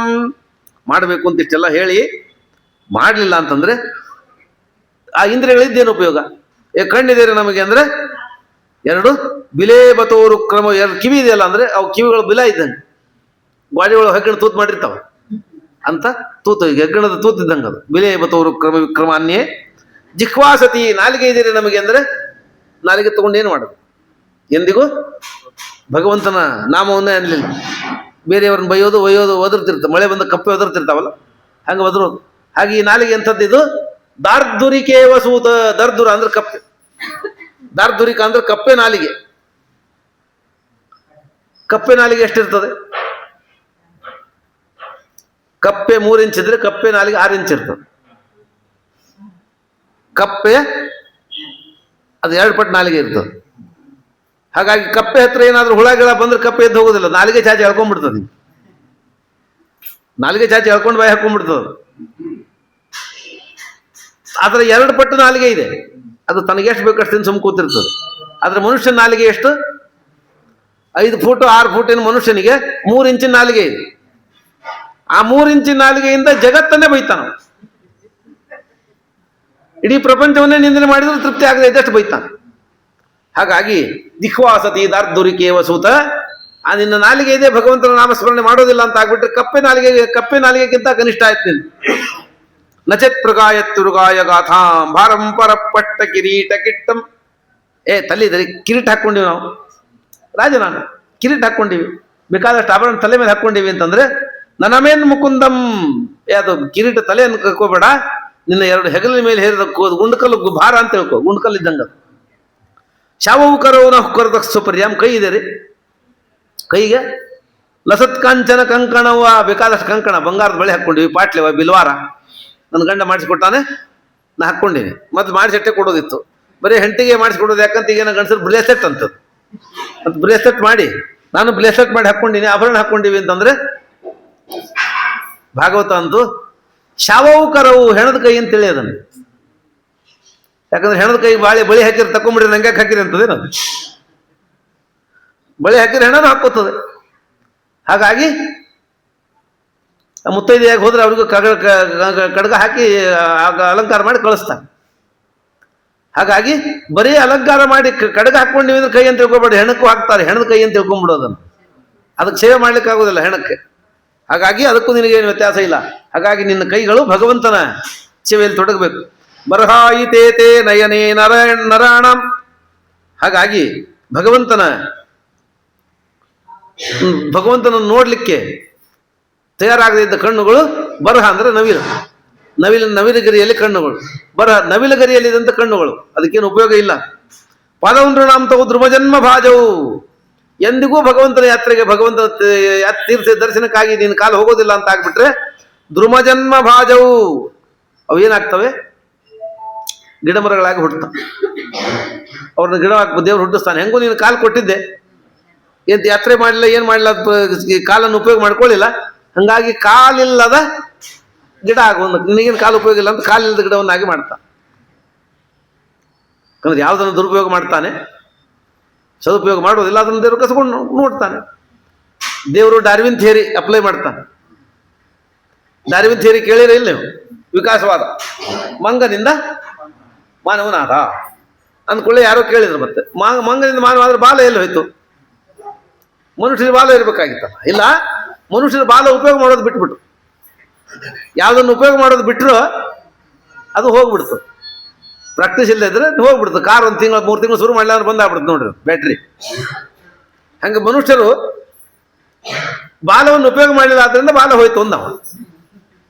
ಅಲ್ಲಿ ನಾವು ಡಾರ್ವಿನ್ ಥಿಯರಿ ಒಪ್ತೀವಿ ಅಂತಲ್ಲ, ಮತ್ತೆ ಡಾರ್ವಿನ್ ಥಿಯರಿ ಹೇಳಿ ಕೊಟ್ಟದ್ದಲ್ಲ ನಾನು. ಯಾವುದನ್ನು ಉಪಯೋಗ ಮಾಡಿಲ್ಲ ಅದು ಹೋಗ್ತದೆ ಅಂತಲ್ಲ, ದೇವರನ್ನ ನೀ ಏನು ಉಪಯೋಗ ಮಾಡಿಲ್ಲ ಅದು ಹಿಂಗೆ ಹಾಕ್ಬಿಡು ಅಂತ ಕಿತ್ಕೊಂಡ್ಬಿಡ್ತಾನೆ. ಹಾಗಾಗಿ ಕಾಲುಗಳಿಂದ ಯಾತ್ರೆ ಮಾಡಲಿಲ್ಲ ಅಂದ್ರೆ ಕಾಲಿಲ್ಲದ ಗಿಡವಾಗಿ ಹುಟ್ಟು ಅಂದ. ಕಾಲು ಉಪಯೋಗ ಮಾಡಿ ದುರುಪಯೋಗ ಮಾಡಿದ್ರು ಇಷ್ಟೇ ಆಗುತ್ತೆ. ನಹುಷನನ್ನು ಇಂದ್ರ ಪದವಿ ಕೂಡಿಸಿದ್ರು. ಇಂದ್ರ ಯಾತಿಯಿಂದ ನಹುಷ ಇಂದ್ರನಿಗೆ ಬ್ರಹ್ಮತೆ ಶಾಪ ಬಂತು, ಪದವಿ ಬಿಟ್ಟು ಹೋಗ್ಬಿಟ್ಟ. ಇಂದ್ರ ಪದವಿಗೆ ಯಾರು ಬೇಕು ಅಂತ ಹೇಳಿ ನಹುಷ ಬಹಳ ಉತ್ತಮ ರಾಜ ಅಂತ ಕರ್ಕೊಂಡು ಹೋಗಿ ಕೂಡಿಸಿದ್ರು. ಅಹಂಕಾರಿ ಆಗಿಬಿಟ್ಟ. ನಾನು ಇಂದ್ರ ಆದ್ಮೇಲೆ ಇಂದ್ರನ ಹೆಂಡತಿ ನನ್ನ ಹೆಂಡತಿ ಅಂದ. ಶಚಿ ನನ್ನ ಹೆಂಡತಿ ಅಂದ. ಶಚಿಗೆ ಹೇಳಿ ಕಳಿಸಿದ, ನಾನು ಅಂತಃಪುರಕ್ಕೆ ಬಂದು ನನ್ನ ಸೇವೆ ಮಾಡಿ ನನ್ನ ಹೆಂಡತಿ ಈಗ ಅಂದವ. ಇಂದ್ರನ ಯೋಗ್ಯತೆಯಲ್ಲಿ, ನಹುಷನ ಯೋಗ್ಯತೆಯಲ್ಲಿ, ಇವನಲ್ಲಿ ದೇವತೆಗಳು ಅವರು ನಿಯತ ಪತ್ನಿಕರು. ದೇವತೆಗಳು ನಿಯತ ಪತ್ನಿಕರು. ನಿಯತ ಪತ್ನಿಕರು ಅಂದರೆ ಪ್ರತಿ ಜನ್ಮದಲ್ಲೂ ಅವರೇ ಪತ್ನಿ ಆಗ್ತಾರೆ. ಅಷ್ಟೇ ಅಲ್ಲ, ಮೋಕ್ಷದಲ್ಲೂ ಅವರೇ ಹೆಂಡತಿ ಆಗಿರ್ತಾರೆ ಅವರಿಗೆ. ನಿಯತ ಪತ್ನಿಕರು ಅಂತಂದ್ರೆ ಸಾಮಾನ್ಯ ನಾವೇನು ಗೊತ್ತೀವಿ, ಪ್ರತಿ ಜನ್ಮದಲ್ಲಿ ಅವರೇ ಪತ್ನಿ ಆಗ್ತಾರೆ. ಅದು ಭೂಲೋಕದಲ್ಲಿ ಅವರು ದೇವತೆಗಳಾಗಿದ್ದಾಗಿರ್ತಾರೆ. ಅಷ್ಟೇ ಅಲ್ಲ, ದೇವ ಸಜಾಯಾಹ ಮುಚ್ಚಂತೆ, ಅವರು ಮೋಕ್ಷದಲ್ಲೂ ಇವರೇ ಹೆಂಡತಿ. ಈಗ ಇಂದ್ರನಿಗೆ ಶಚಿ ಇದ್ದಾಳಲ್ಲ, ಮೋಕ್ಷಕ್ಕೆ ಹೋದಾಗ ಇವಳೇ ಇಂದ್ರನ ಹೆಂಡತಿ ಆಗಿರ್ತಾಳೆ. ಈಗ ರುದ್ರದೇವರು ಪಾರ್ವತಿ ಇದ್ದಾಳಲ್ಲ, ಅವಳೇ ಹೆಂಡತಿ ಆಗಿರ್ತಾಳೆ. ಅವತಾರ ಮಾಡಿದಾಗ ಅವಳೇ ಹೆಂಡತಿ ಆಗಿರ್ತಾಳೆ. ಅದರಿಂದ ನಿಯತ ಪತ್ನಿಕರು ಅಂತ. ಮನುಷ್ಯರಿಗೆ ಹಂಗೇನಿಲ್ಲ, ಸುಮ್ಮನೆ ಅಂತಾರೆ 7 ಜನ್ಮದ ಅನುಬಂಧ ಹಾಗೆ ಹೀಗೆ ಅಂತೇನು 7 ಇಲ್ಲ 8 ಏನಿಲ್ಲ. ಇದೊಂದು ಜನ್ಮದಿದೆ, ಇದೆ, ಆಗೋದಿಲ್ಲ ಅಂತಿಲ್ಲ, ಮತ್ತೆ ಮುಗದೆ ಹೋಯ್ತು ಇನ್ನು ಆಗೋದಿಲ್ಲ ಅಂತಿಲ್ಲ. ಪ್ರಾರಬ್ಧ ಇದ್ರೆ 2 ಜನ್ಮ 4 ಜನ್ಮ 10 ಜನ್ಮ ಆಗ್ಬೇಕು ಅಂತ ಇವ್ರು ಪ್ರಾರಬ್ಧ ಇದ್ರೆ ಆಗ್ಬೋದು. ಆದ್ರೆ ಆಗೇ ಬಿಡ್ತಂತಿಲ್ಲ. ಹಾಡು ಹೇಳಿ ತಾಳಿ ಕಟ್ಟಿದ ಮಾತ್ರ 7 ಜನ್ಮ ಆಯ್ತು ಅಂತ ಹಿಂಗೇನು ಇರೋದಿಲ್ಲ. ಪ್ರಾರಬ್ಧ ಇದ್ರೆ ಆಗ್ತದೆ. ಹಾಗಾಗಿ ಮನುಷ್ಯರು ಸಂತೋಷ ಪಡೋ ಕಾರಣ ಇಲ್ಲ. ಈ ಗಂಡ ಒಳ್ಳೆಯವನಿದ್ದಾನೆ, ಇವನೇ ಸಿಗ್ತಾನೆ, ಈ ಹೆಂಡತಿ ಒಳ್ಳೆಯವಳಿದ್ದಾಳೆ, ಇವರೇ ಸಿಗ್ತಾಳೆ ಅಂತ ಸಂತೋಷ ಪಡೋ ಕಾರಣ ಇಲ್ಲ. ಮುಂದಿನ ನಿಮಗೂ ಇವರೇ ಸಿಕ್ಕರ ಗತಿ ಏನೋ ದುಃಖ ಪಡೋ ಕಾರಣನೂ ಇಲ್ಲ. ಮನುಷ್ಯರಿಗೆ ನಿಯತಿ ಇಲ್ಲ, ಮನುಷ್ಯರಿಗೆ ನಿಯತಿ ಇಲ್ಲ. ದೇವತೆಗಳು ನಿಯತ ಪತ್ನಿಕರು, ಮೋಕ್ಷದಲ್ಲೂ ಕೂಡ ಅವರೇ ಅವ್ರಿಗೆ ಹೆಂಡತಿ ಆಗಿರ್ತಾರೆ. ಅದರಿಂದ ದೇವ ಸಜಾಯಾಹ ಮುಚ್ಚಂತೆ ಅಂತ ಆಚಾರ್ಯರು ಪ್ರಮಾಣ ಕೊಟ್ಟು ಹೇಳ್ತಾರೆ. ಅದರಿಂದ ಪಾದವ ಕೃತ ನಾನು ಅವ್ರ ಜೊತೆ ಹರಿಯರಿಯೋ. ಯಾರು ಯಾವ ಇಂದ್ರಿಯಗಳನ್ನ ನೀವು ಪೂಜೆ ಉಪಯೋಗ ಮಾಡಲಿಲ್ಲ ಅದನ್ನು ದೇವರು ಕಿತ್ತಾಕೊಂಡ್ಬಿಡ್ತಾರೆ. ನೌಷ ದುರುಪಯೋಗ ಮಾಡಿದ್ರು ಕಿತ್ತಾಕ್ತಾನೆ. ನೌಷ ಇಂದ್ರನ ಹೆಂಡತಿ ಅಂತ ಹೇಳಿ ಕಳಿಸಿದ. ಏನು ಮಾಡಬೇಕು? ಇಂದ್ರನ ಆ ಪದ್ಯ ರಾಜನಾಗಿ ಕೂತಿದ್ದಾನೆ, ಆಜ್ಞೆ ಉಲ್ಲಂಘನೆ ಮಾಡೋ ಹಂಗಿಲ್ಲ, ಹೋಗೋ ಹಂಗಿಲ್ಲ. ಪತಿವೃತ್ಯ, ಮಹಾಪತಿವೃತ್ಯ. ಗುರುಗಳನ್ನು ಕೇಳಿದ್ಲು ಬೃಹಸ್ಪತ್ಯಾಚಾರ್ಯರಿಗೆ. ಬೃಹಸ್ಪತ್ಯಾಚಾರ್ಯ ಅಂದ್ರು, ನೀನೊಂದು ಕೆಲಸ ಮಾಡಿ, ನೀನೇನು ಮಾಡ್ಲಿಕ್ಕೆ ಹೋಗ್ಬೇಡ, ಸಪ್ತ ಋಷಿಗಳು ಹೊತ್ಕೊಂಡ್ಬಂದು ಪಲ್ಲಕ್ಕಿ ಒಳಗೆ ಕುತ್ಕೊಂಡ್ ಬಂದ್ರು ಬರ್ತೀನಿ ಅಂತ ಹೇಳು. ಅವ್ರು ಶಾಪ ಕೊಡ್ತಾರೆ, ಸರಿ ಆಗತ್ತೆ ಅಂದ್ರು. ಅವ್ಳು ಹೇಳಿ ಕಳಿಸಿದ್ರು, ಸಪ್ತರ್ಷಿಗಳು ಹೊತ್ಕೊಂಡ್ಬಂದ ಪಲ್ಲಕ್ಕಿ ಒಳಗೆ ಕುತ್ಕೊಂಡ್ ಬರ್ಬೇಕು ಅಂದ್ರೆ ನಾನು ಬರ್ತೀನಿ ಅಂತ ಹೇಳಿ ಕಳಿಸಿಲ್ಲ. ಆ ಸಪ್ತರ್ಷಿಗಳನ್ನು ಕರೆದು ಹೇಳ್ದ, ನಾನು ಪಲ್ಲಕ್ಕಿ ಹೊರ್ರಿ ನೀವು ಅಂದ. ಪಲ್ಲಕ್ಕಿ ಒಳಗೆ ಕೂತ್ಕೊಂಡು ಹೊರಟಿದ್ದ, ಮೇಲೆ ಕೂತ್ಕೊಂಡು. ಅಗಸ್ತ್ಯರು ಸ್ವಲ್ಪ ಕಿಕ್ಕುಳ್ಳಿದ್ರು. ಅವ್ರಿಗೆ ಅದು ಹಿಡಿಯೋದಕ್ಕೆ ಕಷ್ಟ ಆಯ್ತು. ಹಿಂಗೆ ಹಿಡಿದಿದ್ರು ಅಷ್ಟೇ ಪಾಪ. ಅವ್ರು ವೇಗವಾಗಿ ನಡ್ಲಿಕ್ಕೆ ಆಗ್ತಿರಲಿಲ್ಲ. ಹಿಂಗೆ ಹಿಡ್ಕೊಂಡಿದ್ರು, ನೆಲ ನೋಡಿ ವೇಗವಾಗಿ ಹೋಗ್ಲಿಕ್ಕೆ ನಿಧಾನ ಹೊಂಟಿದ್ರು ಅವರು. ಇವನಿಗೆ ಕಾಮಾತುರನಾಗಿದ್ದ. ಕಾಮದಿಂದ ಕಾಮಾತುರಾಣಂ ನ ಭಯಂ ನ ನಿದ್ರ, ಲಜ್ಜೆ ಮಜ್ಜೆ ಎಲ್ಲ ಬಿಟ್ಬಿಡ್ತಾನ ಮನುಷ್ಯ. ಕಾಮಕನಾದ ಅಂದ್ರೆ ನಾಚಿಕೆ, ದೊಡ್ಡವರು ಎದುರಿಗಿದ್ದವ್ರು ಯಾರು ಎಲ್ಲಿದ್ದೀವಿ ಎಲ್ಲ ಮರ್ತು ಹೋಗ್ಬಿಡ್ತದೆ. ಹಾಗಾಗಿ ಅವನು ಕಾಮಾತುರನಾಗಿದ್ದ. ಬೇಗ ಬೇಗ ನಡ್ರಿ ಅಂದವ. ಹೊಂಟಿವ್ ತಡಿ ಅಂತಂದ್ರು ಅವರು. ಮೇಲಿಂದ ಅವ್ರ ತಲೆ ಮೇಲೆ ಕಾಲಿಟ್ಟ. ಬೇಗ ಬೇಗ ನಡ್ರಿ ಅಂತ ಕಾಲಿನಿಂದ ಮುಟ್ಟಿದ ಅವರಿಗೆ. ಅಗಸ್ತ್ಯರ ಮೇಲೆ ನೋಡಿ ಅಂದ್ರು, ಅವನು ಸರ್ಪ ಅಂತ ಅಂದ ಅವರಿಗೆ. ಸರ್ಪ ಸಂಸ್ಕೃತದೊಳಗೆ ಸರ್ಪ ಅಂದ್ರೆ ವೇಗವಾಗಿ ಹೋಗು ಅಂತ ಅರ್ಥ. ಅದಕ್ಕೆ ಸರ್ಪ ಅಂತ ಯಾಕಂತಾರೆ? ವೇಗವಾಗಿ ಹೋಗ್ತದೆ. ವೇಗವಾಗಿ ಹೋಗೋದಕ್ಕೆ ಹಾವಿಗೆ ಸರ್ಪ ಅಂತ ಕರೀತಾರೆ. ಹಾಗಾಗಿ ಅವನು ಸರ್ಪ ಅಂತ ವೇಗವಾಗಿ ಹೋಗು ಅಂತಂದ. ಆಗ ಅವ್ರ ಮೇಲೆ ನೋಡಿದ್ರು, ಸರ್ಪ ಅಂದೆಲ್ಲ ಸರ್ಪವಾಗಿ ಬೀಳೊಂದು ಶಾಪ ಕೊಟ್ಟು ಅಜಗರನಾಗಿ ಬಿದ್ದ. ಲಕ್ಷಾಂತರ ವರ್ಷ ಬೀಳ್ಬೇಕಾಯ್ತು. ಕೊನೆಗೆ ಭೀಮಸೇನ ದೇವರನ್ನು ಗಟ್ಟಿಯಾಗಿ ಹಿಡ್ಕೊಂಡ ಮೇಲೆ ಭೀಮಸೇನ ದೇವರು ಬಂದು, ಆಗ ಧರ್ಮರಾಜ ಬಂದು ಹೇಳಿ ಶಾಪ ವಿಮೋಚನೆ ಮಾಡಿದ್ರು. ಕೋಟಿ ವರ್ಷ ಆಗಿತ್ತು ಅಷ್ಟೊತ್ತಿಗೆ. ಭೀಮಸೇನ ದೇವರಿಗೆ ಅಜಗರ ಪ್ರಸಂಗ ಬರ್ತದೆ. ಸುತ್ತಿಕೊಂಡ್ಬಿಟ್ಟಿದ್ರು, ನಾವು ಬಿಡಿಸ್ಕೊಳ್ಳೋಕೆ ಪ್ರಯತ್ನ ಮಾಡಿ ಮಲ್ಕೊಂಡ್ಬಿಟ್ಟಿದ್ರು. ಆವಾಗ ಇದೇ ನೌಷನಾದವನು ಅಂತ ಅಲ್ಲಿ ಕಥೆಯನ್ನು ಹೇಳ್ತಾರೆ. ಹೀಗೆ ಮಾಡ್ದ. ಹಾಗಾಗಿ ಕಾಲಿಂದ ಒದ್ನಲ್ಲ, ಕಾಲನ್ನು ತೋರಿಸಿದ್ನಲ್ಲ ದೇವರಂದ. ಕಾಲು ಕೊಟ್ಟದನ್ನು ದುರುಪಯೋಗ ಮಾಡಿ ಜ್ಞಾನಿಗಳಿಗೆ ಕಾಲು ತೋರಿಸಿಯಲ್ಲ, ಹಾಗಾಗಿ ಕಾಲಿಲ್ಲದ ಹಾವಾಗಿ ಹುಟ್ಟು ಅಂದ. ಕಾರ್ ಇಲ್ಲ, ನಡ್ಕೋತ ಹೋಗ್ಲಿಕ್ಕಾದ್ರೂ ಬರ್ತಿತ್ತು. ಕಾಲೇ ಬೇಡ ನಿನಗೆ ಅಂದ. ಹಾಗಾಗಿ ಕಾಲಿಲ್ಲದ ಸರ್ಪ ಆದ. ಹಾಗಾಗಿ ಸರ್ಪಗಳಿಗೆ ಉರಗ ಅಂತ ಕರೀತಾರೆ. ಉರಗ ಅಂದ್ರೇನು? ಎದೆಯಿಂದ ನಡೆಯೋದು ಅಂತ ಅರ್ಥ. ಉರಸ್ ಅಂದ್ರೆ ಎದೆ. ಉರಸಾಗಚ್ಚತಿ ಇತಿ ಉರಗ, ಎದೆಯಿಂದ ನಡೀತದ. ಕಾಲಿಲ್ಲ ಅದಕ್ಕೆ. ಹಾಗಾಗಿ ಉರಗ ಅಂದ್ರೆ ಎದೆಯಿಂದ ನಡೆಯೋದು. ಉರಗ ಅಂತ ಹೆಸರು ಅದಕ್ಕೆ. ಕಾಲಿಲ್ಲ ಅದಕ್ಕೆ, ಅದರಿಂದ ಉರಗ ಅಂತ ಕರೀತಾರೆ. ಹಾಗಾಗಿ ಕಾಲೇ ಇಲ್ಲದ ಹಾವಾಗುವಂತ ಹುಟ್ಟಿಸಿದ ಅದು. ಹಾಗಾಗಿ ಪದಾರ್ಥಗಳನ್ನ ದೇವರು ಕೊಟ್ಟದನ್ನು ಸಾರ್ಥಕ ಸದುಪಯೋಗ ಮಾಡ್ಕೋಬೇಕು, ದುರುಪಯೋಗ ಆಗಬಾರದು. 2 ಎಚ್ಚರಿಕೆಯನ್ನು ಮಾಡಿಕೊಡ್ರಿ ಅಂತ ಶಾಸ್ತ್ರ ಹೇಳಿಕೊಡ್ತದೆ. ಎಷ್ಟು ನವೇದ ಗಂಧಂ ನಿಷ್ಕಿಂಚನಾಮೈ ಅನುರಕ್ತ ಚೇತಸಃ ಶಂತಾಮಹಾಂತೋ ಅಖಿಲ ಜೀವ ವತ್ಸಲಾಹ ಕಮೈನಾರಬ್ಧ ಧಿಯೋ ಜುಷೋಯೇ ತೈನೈರಪೇಕ್ಷಂ ವಿದುಃಸುಖಂ ಮಮ.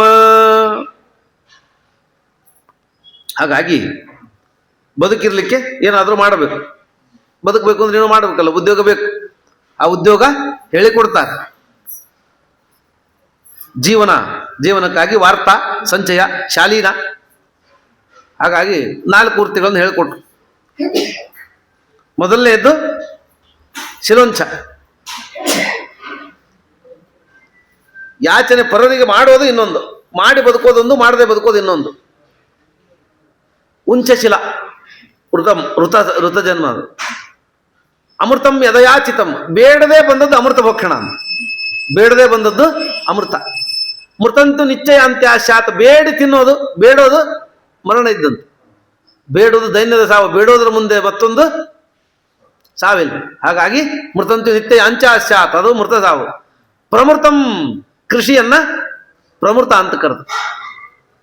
ಪ್ರಮೃತ ಅಂದ್ರೆ ಕೃಷಿ. ಸ್ವವೃತ್ತಿರ್ ನೀಚ ಸೇವನಂ, ನೀಚರನ್ನು ಸೇವೆ ಮಾಡೋದು ಸ್ವವೃತ್ತಿ.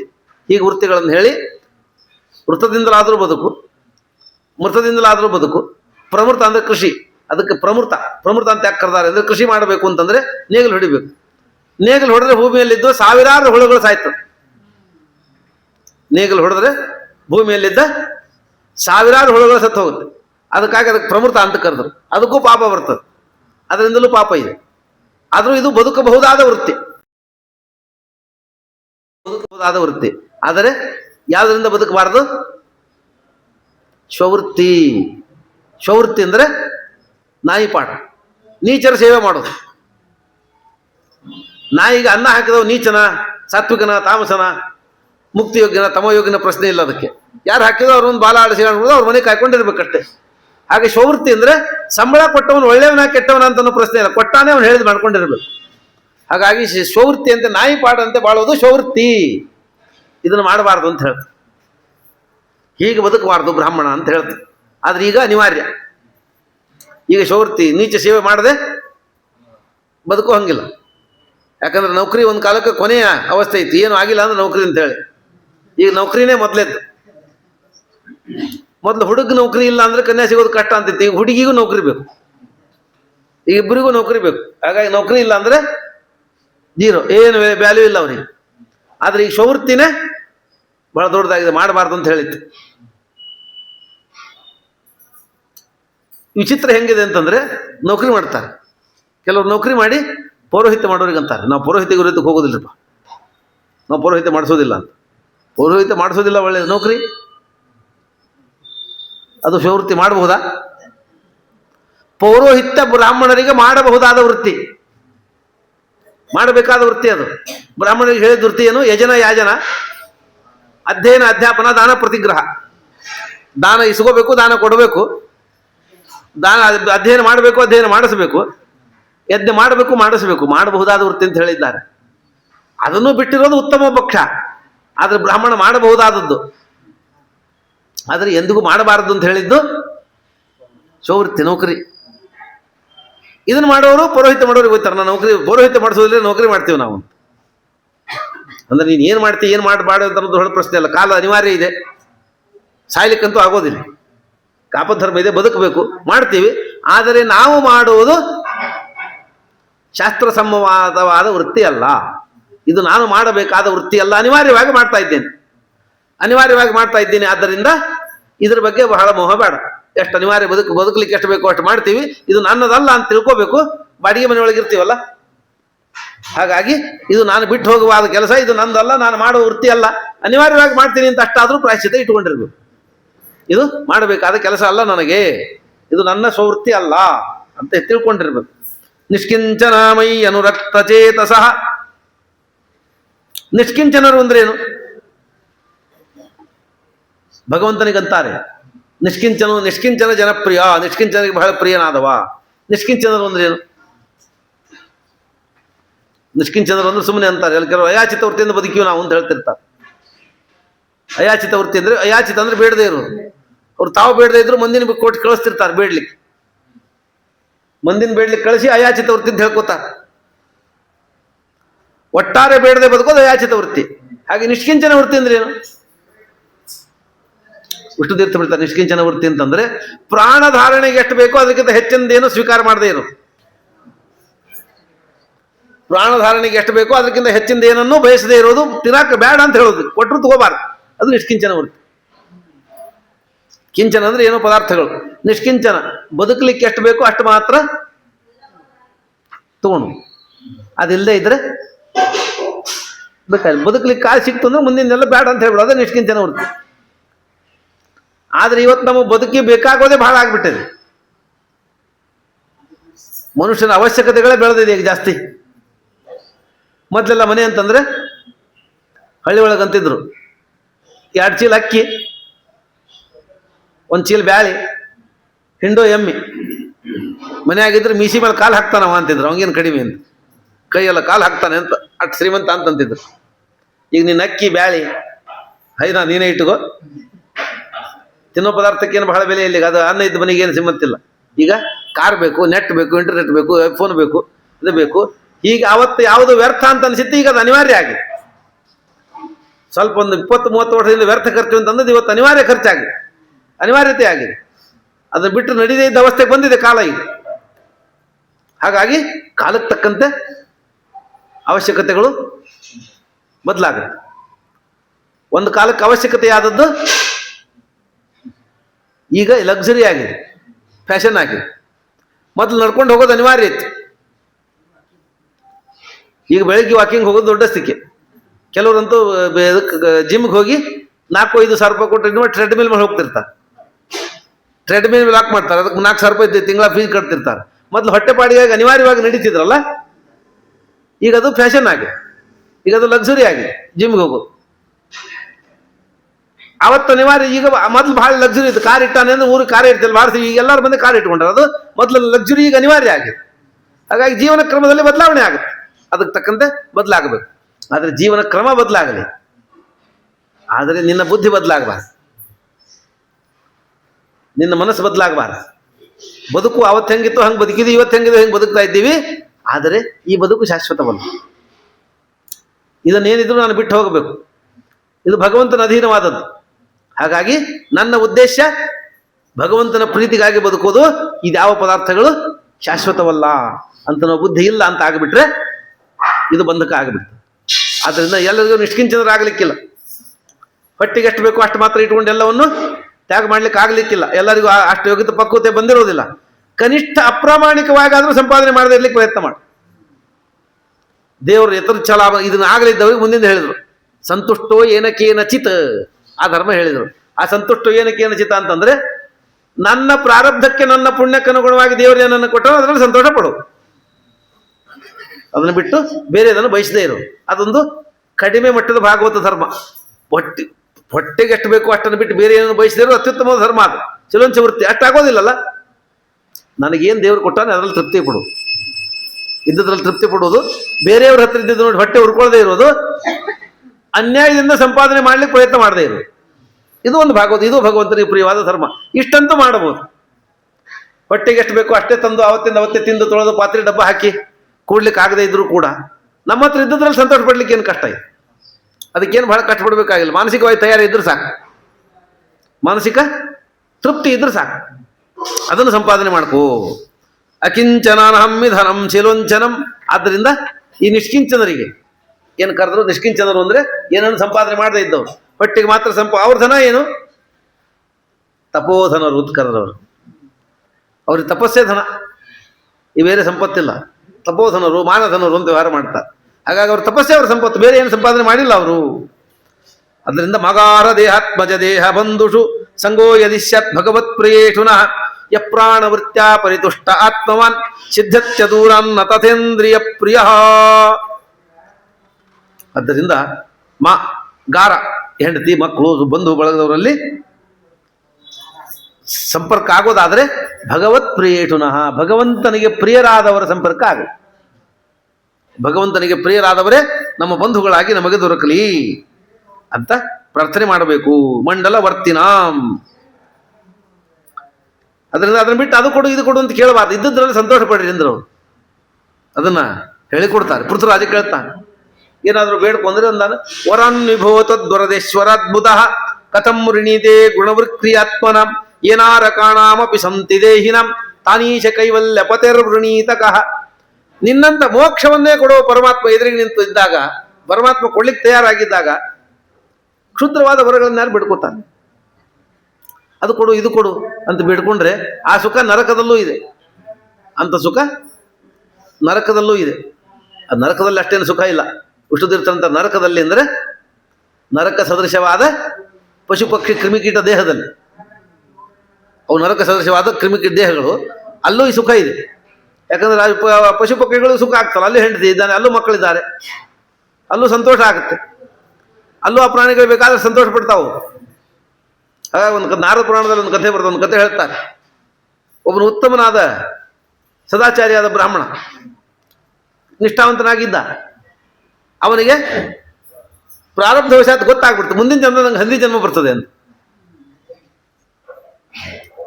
ಮಕ್ಕಳಿಗೆ ಹೇಳ್ದವ, ನಾನು ಹಂದಿ ಜನ್ಮ ಬರ್ತದಂತೆ, ಹಾಗಾಗಿ ಹಂದಿ ಆದಾಗ ನಂಗೆ ಬದುಕಲಿಕ್ಕೆ ಬಹಳ ದಿವಸ ಇಚ್ಛೆ ಇಲ್ಲ, ನಾನು ಹಂದಿಯಾಗಿ ಬಂದರೆ ಕೊಂದು ಹಾಕಿಬಿಡಿದೆ ಅಂತ. ಆ ಕಥೆ ಕೇಳಿ ಇರಬೇಕು. ಈ ಹೈದರಾಬಾದ್ ಕರ್ನಾಟಕದಲ್ಲಿ ಮನೆಯೊಳಗೆ ಹಂದಿ ಬಂದ್ರೆ ಹೊರಗೆ ಬಿಡೋದಿಲ್ಲ ಅವರು, ಲಕ್ಷ್ಮಿ ಅಂತವ್ರು. ಹಂದಿ ಬಂದ್ರೆ ಹೊಡೆದು ಮನೆಯೊಳಗೆ ಮುಚ್ತಾರ ಅದನ್ನು.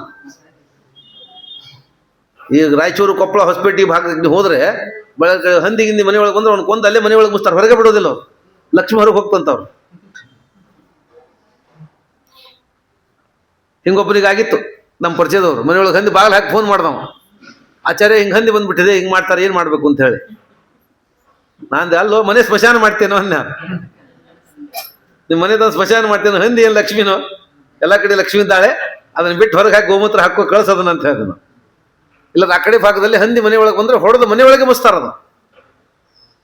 ಲಕ್ಷ್ಮಿ ಬಂದಿದೆ ಅಂತ ಮತ್ತೆ ಇದು ಬೇರೆ, ನಮ್ಮ ಮನೆಯೊಳಗೆ ಲಕ್ಷ್ಮಿ ಬಂದಾಳೆ ಅಂತ.